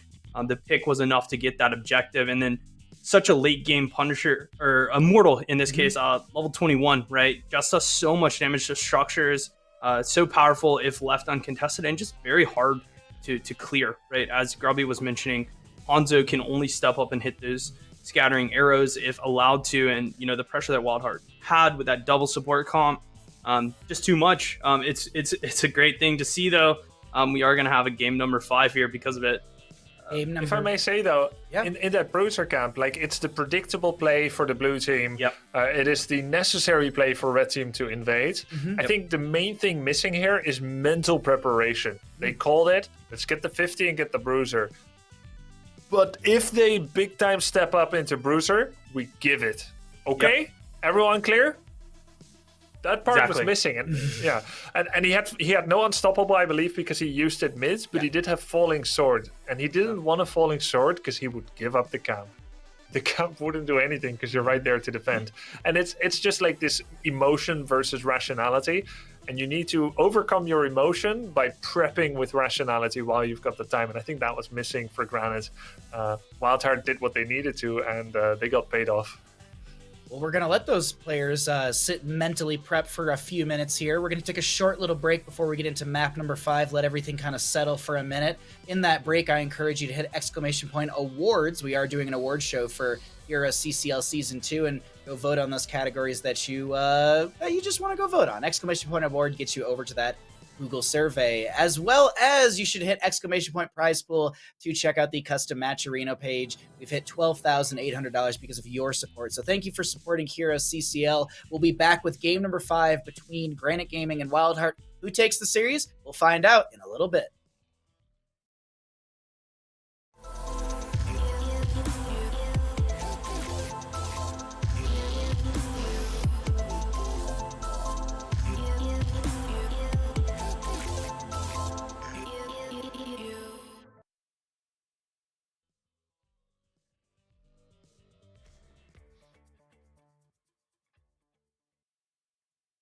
Welcome back to HeroesCCL. My name's Bahamut, still joined by Grubby and McIntyre, and we are sitting here 2-2, Granit Gaming versus Wildheart Esports, getting ready for map number 5 in our first best of 5 of the day. And I like, we kind of talked about this at the start of the day before we went live, Grubby and McIntyre. It was a little bit of like, this series, I feel like I had this gut feeling. I was like, it's either going to be a quick 3-0 from like Wildheart into Granite, or it's just going to be a little bit of a clown fiesta. And I feel like it's a little bit of, we got the red nose on, we all jumped into the car. A 1% core is not a clown fiesta? No, I think clown fiesta is when... Okay, at least the way I feel it is like when both teams seem unserious and throwy and stuff. That's fair. I think it's the opposite of it. I'm actually really pleased because I was ready for us to try to rationalize that there wasn't as much at stake, the standings can't change. I think we're all... What you're trying to say is like there's a lot of back and forth, it's super close, but it's actually the furthest from, like, they're treating it very seriously, right? Like, both teams are going heart to heart, which is awesome. I know you don't mean that it's not a serious performance here, but there's so much back and forth that it just feels silly at times. But it's through the hard work of both teams and making such close games, and now we're in a 2-2, which is sick. And that Towers to Doom game, I feel like there might have been a little red nosing on that one. But either way, let's talk about our map number 5. That's true. Right. Let's talk about map number 5, because we did talk about the map number 3, which was Towers of Doom. That was a game. All of these games, as Grubby has put, have been really, really great. They've been back and forth, and I don't want to take away from that. As we're heading to map number 5, Cursed Hollow, the map choice of Wildheart Esports, as Granit Gaming, the losing side from that previous map, opting for first pick priority. And McIntyre, I saw you grab the red nose for a quick second, but it's been a blast of a series, to put it simply. Like, there's been some there's been some head scratching moments and some very kind of I can't believe I just watched those moments. But getting into Cursed Hollow, I feel like anything can happen here. We could see Abba Samura, we could see Vikings, we could see Dahaka Falstad, global play. Like, not even Shogal. I'm not going to bring it up because I don't want to put that curse out there, but Mac, what are you expecting getting into this Cursed Hollow map 5? Everything on the line for this best of 5 series. Yeah, I agree with both of you. And Grubby's point of this is just a good series, and who knows what this Cursed Hollow map will bring. Always true to the map. We do need to have something that fights over bosses. We haven't seen Falstad, I think, at all today, if my memory is serving me. No. Perfect memory. So Falstad is definitely a character that, will it show up in a game like this? I know Ty plays it, so this is a map for it. Again, fighting for that boss, fighting for those tributes, the global pressure. Both of these teams seem to be very flexible with their drafts. I think a highlight for me this series so far, and definitely something that I'd love to mention, is Fancy Pants from the side of Granit Gaming has just shown a very dominant kind of performance in the offlane. With that Blaze, with that Hogguard, Blaze being banned out from Wildheart, even responding and respecting the play from him. So we'll see if this game continues to follow that suit. If Fancy Pants, shows off something like a Dahaka. The globals are always good on this map. Brightwing prioritized as a first pick in the last game. And they're leaning into it on the side of Granit Gaming, taking that Hogger for Fancy Pants, recognizing even themselves that he's playing so well on it. We should just pick that up for him now, and we'll see what Wildheart drafts in response. Wildheart's great for grabbing camps, poking at the enemy team, controlling the enemy team, because there's a lot of corridors, a lot of narrow paths so you can get that staggering blow into the wall for that stun value. But a Nubrak Brightwing is a nice 1-2 from the side of Wildheart here. You don't show a lot of your draft. You could go into a dive composition, but you can also play a Nubrak in a little bit of a controlling manner, as we did see in some previous weeks where we all sat here and we were like, on a Nubrak with a control composition, how does this work? There's a lot of short distance burrows, and there's the Ty Falstad, as you mentioned, McIntyre. This Falstad, it'll maneuver around the map a lot. Ty is strong on this hero. I'm excited to see how this unfolds. Speaking of how things are unfolding, Grubby, what are you pontificating as you look on this draft? Well, there's the first Falstad. You generally don't want to fight into a global without at least one of your own. The Haka is still available. And I think he's been doing really well when taking Enduring Swarm at level 1, 50% spell armor. But in order to take it, you kind of want to get a handle of your opponent's damage source as well to see if that's going to be a good pick. Oh, banning the Samuro, because they're thinking this could be Abba Samuro next with a stalling comp. Brightwing and Anoop do that really well. Funny that they banned the Samuro part then, not the Abba part, because you can still go Abba with Greymane and do similar things. Maybe Granite felt they weren't very threatened from the Abathur play in the previous Towers of Doom games, so maybe they're taking that into consideration. But you do make a very good point. I mean, Abba Greymane is wonderful. Clone the Greymane. You got 2 Worgans diving onto you. I like the Tychus here. Good damage. You only have the Hogger, but this is expected to be a main tank as well as the Hogger, so I like this. I like this. Also poke grenade, but please, Grubby, I think you had a point. Yeah, do you go Mei here into Tychus? I wonder. Ooh. That'd be kind of cool. She's not been very popular. Yeah, on the map like this, possibly. I was actually thinking the Tyrael could be good with like a Cassia, something aggressive. Whoa! Okay, that's fairly aggressive too. Something we have not seen out of the side of Granite Gaming. And also our first Rainer. Yeah. I believe since the patch, right? We can finally see, is he going to quite literally run it down with the level 20 talent? Spawns the Hyperion, or I think Granite was the team that tried that strategy before, mistimed it, of course, but it was used. But yeah, the Murden being an aggressive character for the map, and Wildheart leaning into that double support that they just so happen to have so much success on. I think it's a great choice for them to pick up the Karazim. It kind of pressures that Murden, right? If he does choose to jump in. The 7 will just pop off immediately. Hogger, while he is another body that can step forward, typically spinning around when he does choose to. So the Murden's going to be at threat here, right? The Brightwing exists as well, as we saw in the last game. A Will-Time Polymorph with some follow-up CC can just be enough to lights out the side of Granite Gaming and the game itself.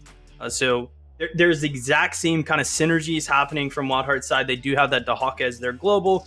Falstad, the global of Granite Gaming. You'll see both of these characters pressuring the side lanes, right? Hogger probably doing camps, and Rainer's going to be on wave clear duty. I think, just looking at these comps, it's really hard to see who's going to win this game. I do really love seeing Zergling on the Dahaka. Storyline for me, it's going to be the matchup between Zergling and Fancy Pants. I'm not going to call a winner here. I'm just going to let the players talk for themselves. We'll see how game number 5 wraps up. Alrighty, thank you for your breakdown, Mac, and I'm sorry that you're too afraid to give a bet here, but that doesn't matter. We're going to get into game number 5. We got Granite Gaming on the left-hand side. This one's for all the marbles, ladies and gentlemen, as we are here. As I said, Curse Hollow, map 5, Granite Gaming in the blue. Ultralisk on the Rainer, Skoog on the Muradin, Fancy Pants playing Hogger, Ty on the Falstad, and Henning on the Malfurion. Over in the red, we got Wildheart Esports, Zergling on the Dahaka, Pit Kid playing an Uberak, Weary Day on the Brightwing, Unaverted playing the Tychus, and Buds on Karazim. Grubby, I'm just kind of liking Granite Gaming here, and I'm just gonna say let's see a Granite Gaming win. That's gonna be my breakdown analysis and everything. That's a bad bounce I made. Can I change my opinion? Yes. Okay, I'm gonna go for Granite Gaming for a win. Wait. It didn't change. What do you think about the draft? What's your breakdown, Grubby? I don't know. Like, I don't think. I get why they're taking Rainer because there's a Dahaka, and like I said, Enduring Swarm pretty much mitigates spell damage in a large way. So now you have 2 auto attackers, and they're gonna do really well normally into Dahaka and Nubarak. But there is Earth Ally from Karazim, 50% block, and that's always tough to deal with. An unfortunate death actually means that Hogger doesn't get to defend nearly as much as otherwise he could. Wildheart is off to a great start. This reminds me so much of their Dragonshire game with where they showed C-Smash. And then I actually went on to practice C-Smash later that week and actually won a couple games with it. So, it's Pit Kid with the 200 IQ, but Ty. Actually, Henning with the snipe will find the kill onto the Tychus. The top lane fort does fall very early. Weary Day gets away. Ty almost gets punched to death. Now Bud's being turned on by the enemy side, but there's not enough follow-up. And Pit Kid just going to meet the face of Muradin. I want to quickly... Fort down, dudes. Holy. So periodic catapult pressure, a little passive experience gain for Wildheart. The big thing to note for anyone wondering if you're looking at that Murd and why there's a 0 with that Stormbolt, his Stormbolt quest changed. It's no longer an actual scaling quest outside of maybe taking the level 1 scaling factor. The baseline is going to sit at 0 up until level 10. When level 10 is hit, much like Stitches with his hook, he will get the value from completing that quest. So the piercing value as well as cooldown reduction from autos, but here's going to be an invade onto this camp. Big invade, actually. It's really risky by Granit to take Siege Camp and Bruiser at the same time. Hogger actually disengages from a nearly finished Bruiser camp to join here and not get the kill on the Nubrak because of Earth Ally. Yep, they get there despite... they do get the kill. Okay, cool. Siege Camp pretty much killed the Keep Tower. Still a very valid invade by Wildheart. They're already spread out across the map again. Not only do they have top fort now, but they've also removed Siege Camp delayed threat, and they've taken out top tower. They're in a really large stride towards having top be their win condition. I mean, if we're gonna sit here and talk about this win condition, because I was just thinking the same thing with that invade onto the camp from Wildheart. Yes, they lost to Nubrak. That was their first death of the game on the side of Wildheart. Yeah. They've had exponential gains in my opinion, because now you're setting yourself up for a boss that could potentially take a keep. The keep front gate took a little bit of damage. Raynor did go down in mid lane as I was just talking about structures, so another kill over to Wildheart, or excuse me, another kill over to Granit Gaming, Wildheart, sorry, my brain, sorry about that, I looked at all the stats backwards a second ago, and then anyways, either way, the first objective over to Wildheart, and it's, I made the joke about changing my opinion on the draft, but Wildheart, they're playing a different game here, and this strategy to all in through top initially, I'm liking it, and it's working out really well. And commentary was going so fast that nobody noticed that I didn't give my prediction yet. I've cleverly delayed it until I could get a bit more info, and I'm gonna predict Wildheart for this one. Whoa, Grubby, big brain. We'll see if it comes to fruition as Skoog dives in. That would have been hilarious if Granit Gaming, the moment you said that, Granit Gaming dwarf tosses in and sets up like a quad kill or something in bottom, and then it's just I still get one change too. You have one change. That's true. But the second objective is up and available in the top left, and it's being fought over by Zergling and Ty. Nice catch from the Observer on this one, as they were battling it out, but Ty's ranged poke is a little annoying, especially with that secret weapon and the scaling value from the frequent flyer at level 1. Looking to level 13 with sustained wins, and the chunking value into Dahaka is going to be a lot more devastating, as Pitkid takes a lot of damage. Birding comes with the Dwarf Toss, won't connect Stormbolt. This is just going to be disengaged from the side of Wildheart through bottom. Still breaks out on top. Yeah, Falstad cannot even clear because Circling keeps pressuring that he's going to take the tribute the moment Falstad steps away. So that wave, I mean, this is an impossible decision by Ty. He needs help. And meanwhile, they're going to use the fact that he needs help to push bot with 3. It's good siege. Now Falstad finally gets to go to the keep wall with Hogger doing a delay, and all throughout, more siege, yeah. And this is the same thing that we were just discussing with top lane. This is another win condition from Wildheart. They could take bottom lane boss later on if they find aggressive kills and then can push onto that amazing route from Henning, but it's not going to be enough for a kill as Fancy Pants, Ty are up here, Weary Day, Zergling to try and grab this. So, did Tongue Drag connect in that top lane? I actually don't know if it did, but... Don't think so. Yeah, it might have been just short of connecting onto Ty, but Weary Day getting chunked by Ty. Fancy Pants on the other receiving end of that damage, and now Skoog finally says, all right, okay, Dad's here, time to try. Oh nope, polymorph. Oh, circling good bush play there, using the vision to sell one direction then walking into another. Meanwhile, more and more people were forced to be brought into this tribute. Finally, you've got it, one tribute and another fort is lost. Ooh, Raynor goes down chasing in to the Anubrak, who was low, and now Buds with the fort that's down chases on to Henning. Buds has the advantage technically in that fight with the punchability of Kerosene, but he backs off, gets the well. 10 talents here is achieved by the side of Wildheart, who are just controlling this Cursed Hollow map 5, making the series not look as close as it was in the previous maps we've had in this series. Yeah, it's all downhill from the moment Raynor was picked. No, it's realistically, there was a massive loss actually this game with Hager just misangling the spin. Yeah. Played a great series overall, but that just took away his ability to defend from behind the wall. I like to say that much of it actually that happened afterwards is Granit's initial laning setup, not defending the top enough, and Hager just dying in the 1v3.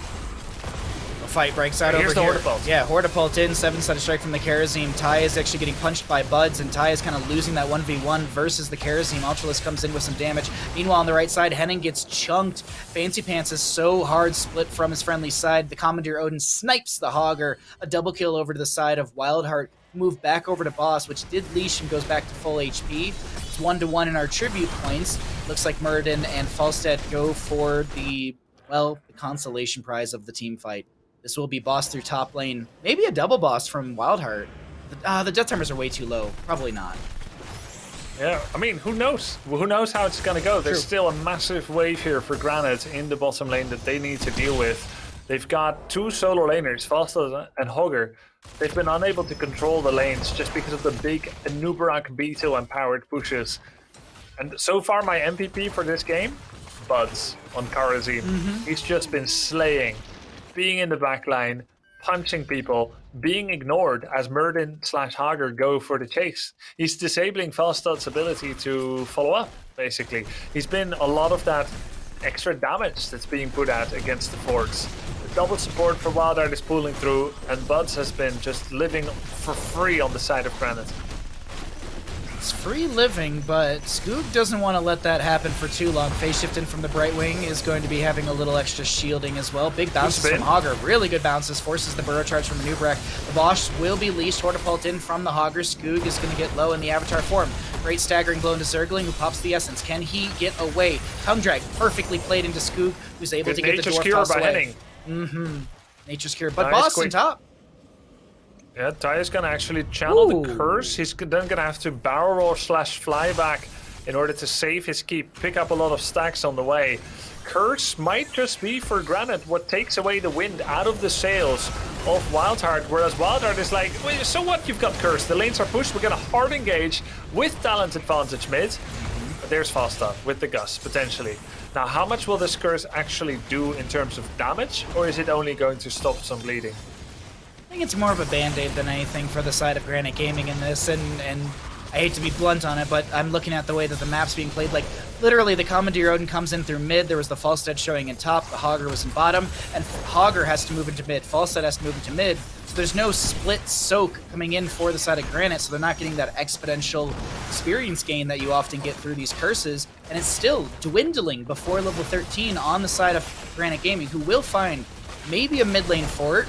We'll have to see here as the polymorph onto Skoog comes through. Mid lane fort starting to drop here. Curse is going to be over in 5 seconds. Not even a fort has fallen. Okay, no, bottom lane fort did fall. 7-sided strike from the Kerosene. A lot of damage into Pit Kid. He returns towards that fort, but Ty, so low, was getting punched by Buds. Hortipult from the Hogger splits the friendly team, and that will be the Rainer going down.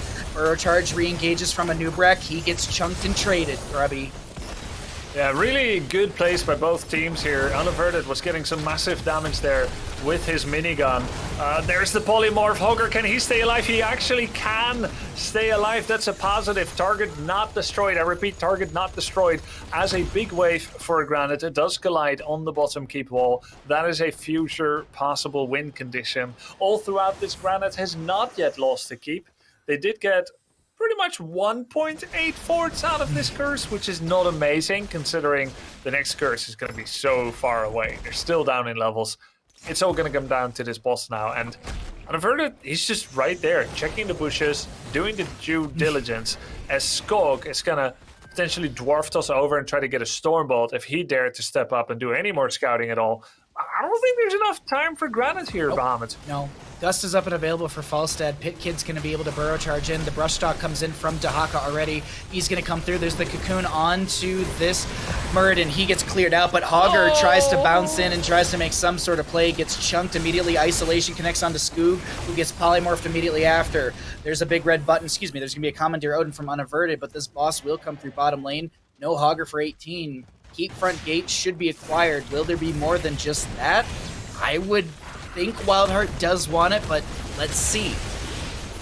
How do you step up as Falstad and Rainer and really damage the boss once those gates are down? You know Pitkid is going to burrow charge in. I'm checking Henning's Nature's Cure. Does he have it available? Yes, he does. Now it was used.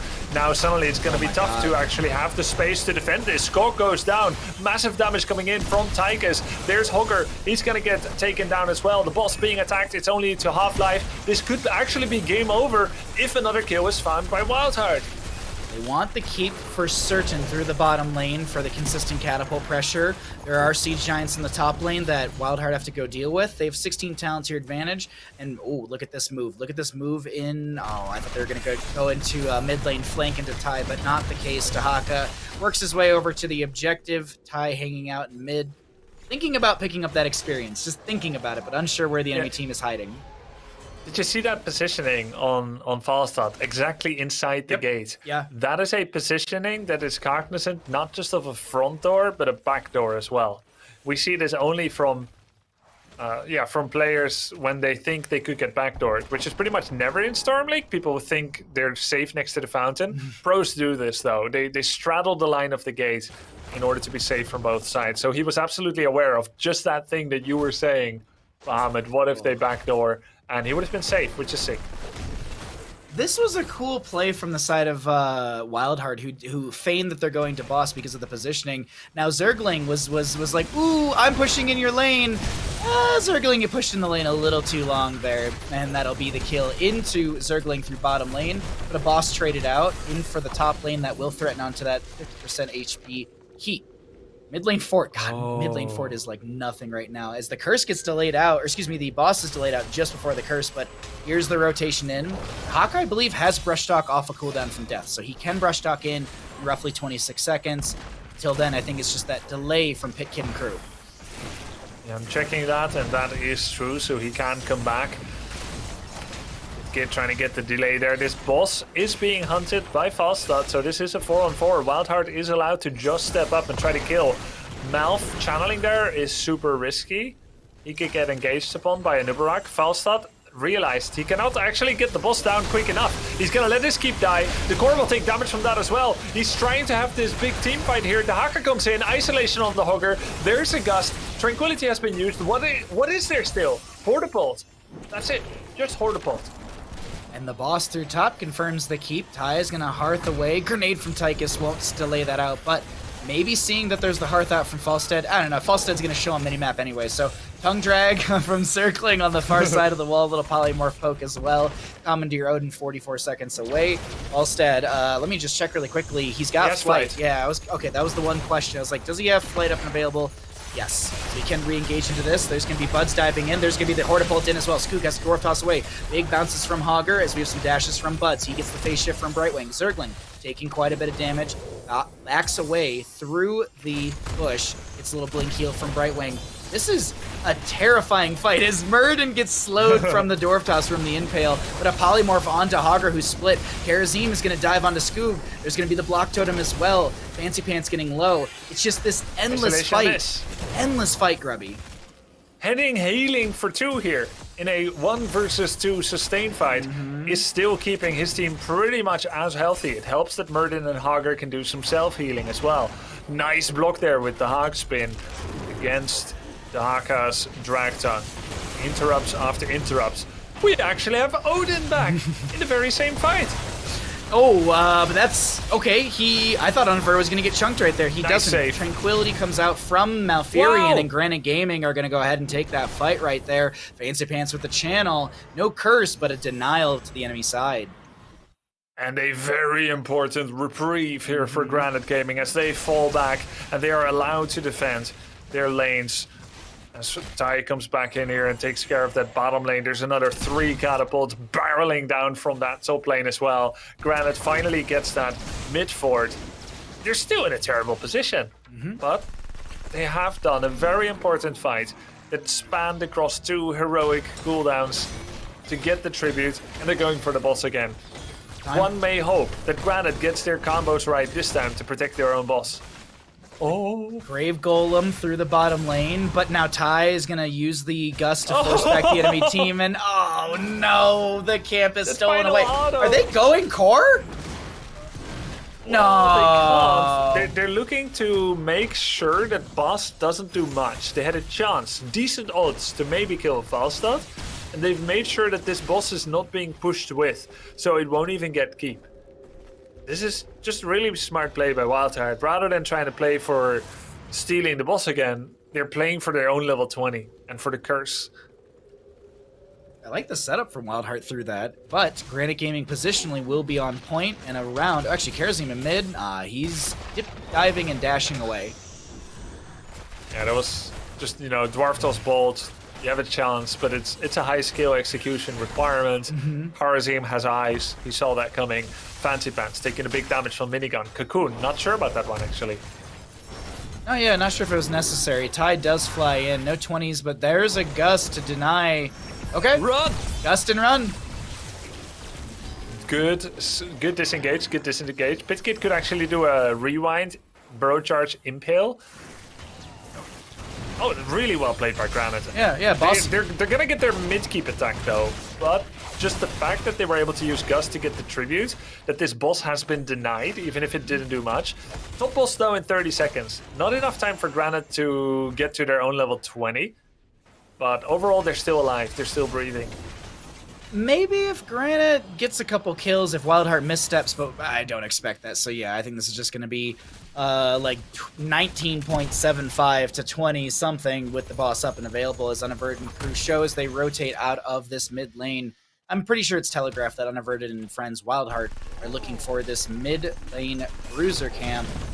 Curse is going to spawn right next to where they are. Boss, the Grave Golem, up and available. Skoog not showing. Raynor showing up in top. Henning kind of waiting and making it look like Raynor's all by himself, and the solo laners continue to do solo lane things. Zergling pushing out the lanes as Ty pushes back the Zergling. It is good play, but here comes that 20 talents here. Oh, Murden maybe caught out.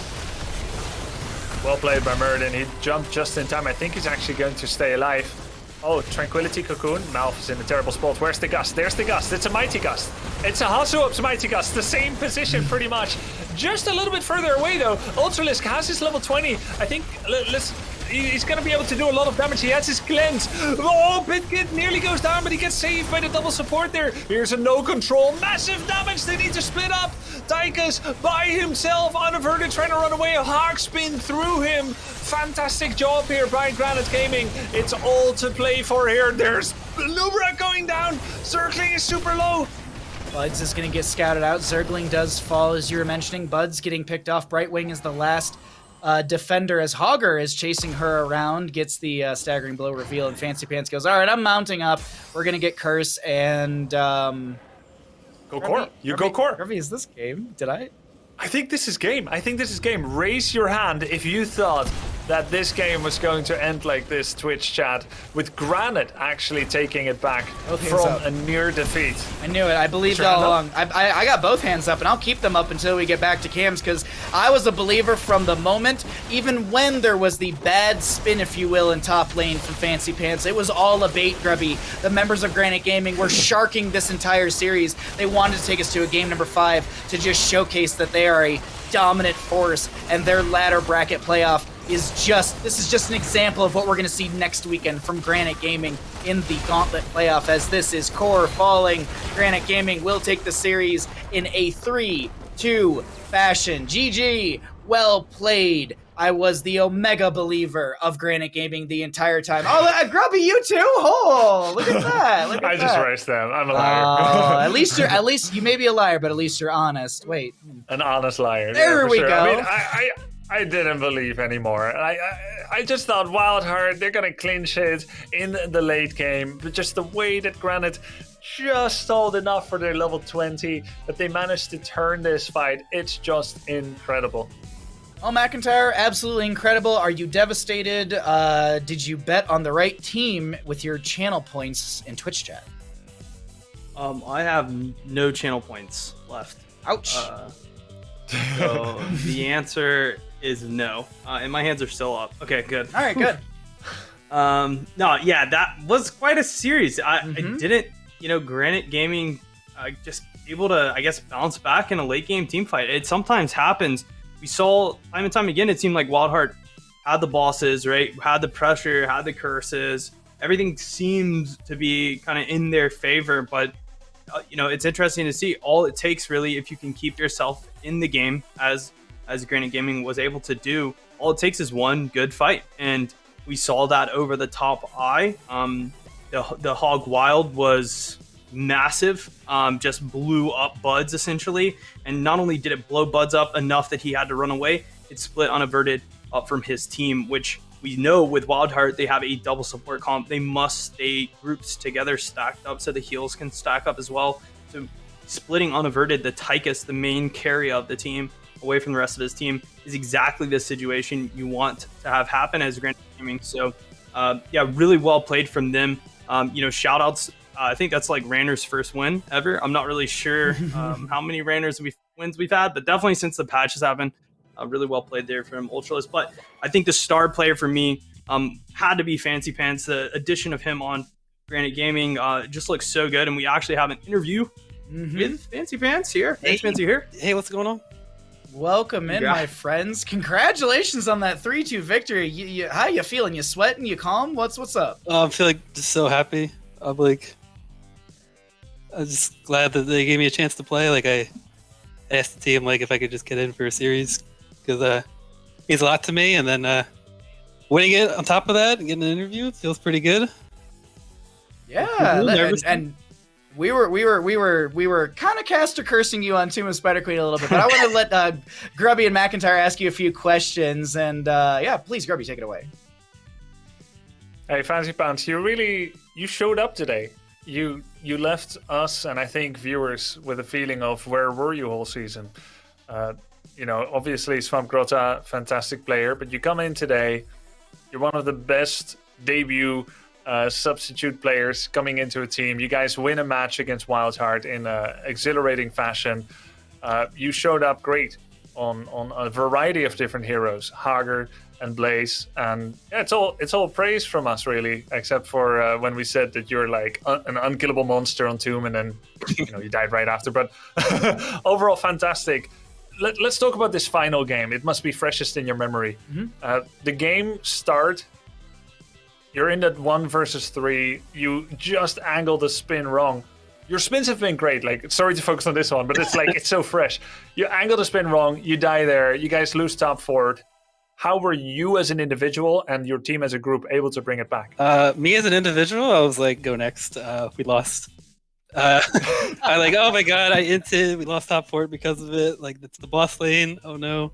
But outside, I was trying to portray a complete positive attitude of okay, here's how we can win. We just play for nice. Play for our win cons. We knew that they were gonna do boss right away, or we thought they would, so we just had to keep an eye on it. It was kind of going poorly, but we were just doing damage control throughout the game. And then we got 20. We did, I think, pretty good macro wise once we were super down after we lost Baki. We were catching all the waves, and then we got 20, hit a big wind tunnel, and then just win the fight, and felt pretty good. I was I did have no hope though inside, but I didn't show that to my team. Great to portray that positivity though to your team. And individually for you, talk to us about your Hogger play. You take different talents at level 4 and at level 20. In this game, you went with the no control. You had 2 other games with the dynamite on your Hortipult 20 upgrade. But you don't use no control the moment you have rage or the moment it's up and available, the moment the team fight starts. You use it very judiciously. How do you know when it was time to go? Because your final no control, it pretty much just blew up Karazim and Tychus and ended up cleaning up the rest of the fight. Yeah. When to use it? So I think it's generally a bad talent. I think you go it when you're losing a lot and you need to wipe the other team to win. So we got a good start to the fight, and then that meant I could just run them down. We needed 3 or 4 kills there to win. So we got. So it was. I think the other talents are generally better, but it's just if you're trying to get a big wipe on them, you need to get no control so you can chase them down. It was a good rundown in Cursed Hollow, my friend. You did amazing on your debut HeroesCCL matchup. Before I let you run out of here, are there any shouts that you'd like to give? The floor is all yours. Big shout out to my team. Granit for giving me a chance to play. Shout out to Twitch chat. Shout out to all my friends. My parents, everybody, I don't know. Yeah, I mean, I don't know. I didn't think about this. I didn't think we'd win, so I didn't prepare this. Well, we got to see the true side of you, and you're a humble, wonderful human being. Thank you so much for joining us for the interview. Good luck in your matchup next weekend up against Diamond Hands in the playoff bracket. We hope to see you again. Honestly, Fancy Pants. Nothing against Svamgrada, but you had an amazing day today, and I hope you ride that high throughout the week, my friend. Thanks, I appreciate it a lot. You have a wonderful night, and thanks for joining us. This was such a good series. Like Grubby, McIntyre, and Mac. I'm sorry we didn't get to have you ask a question or two, but like Mac, it was such a good series. Like that was amazing back and forth. I called it Clown Fiesta, but it was a Clown Fiesta. It was like going to the circus. It was just like these are all these fun compositions and games, and that one is definitely one that I'll be rewatching tonight after CCL ends. But Mac, this has been so much fun, and we're going to get ready for our next best of 5. We've got Chili Mountain going up against Simplicity. Before we go to the break, I just want to get, what's your gut check on this? What's your expectations for Chili Mountain versus Simplicity? I mean, I think Chili Mountain has everything to gain. Simplicity has nothing to lose. This is going to be a great series. You should be here. Make sure to catch it after this break. I mean, I can't imagine both of these teams don't come out swinging.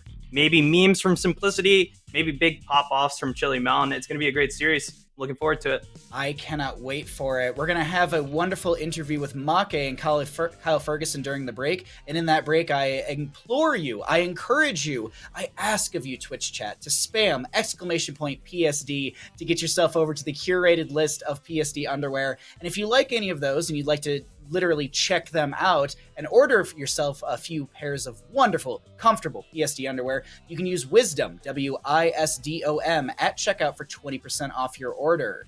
Thank you all so much for hanging out with us. We're going to be back with that next best of 5 in a few minutes. And as I said, enjoy that Kyle Ferguson interview. We'll see you for more HeroesCCL in just a few.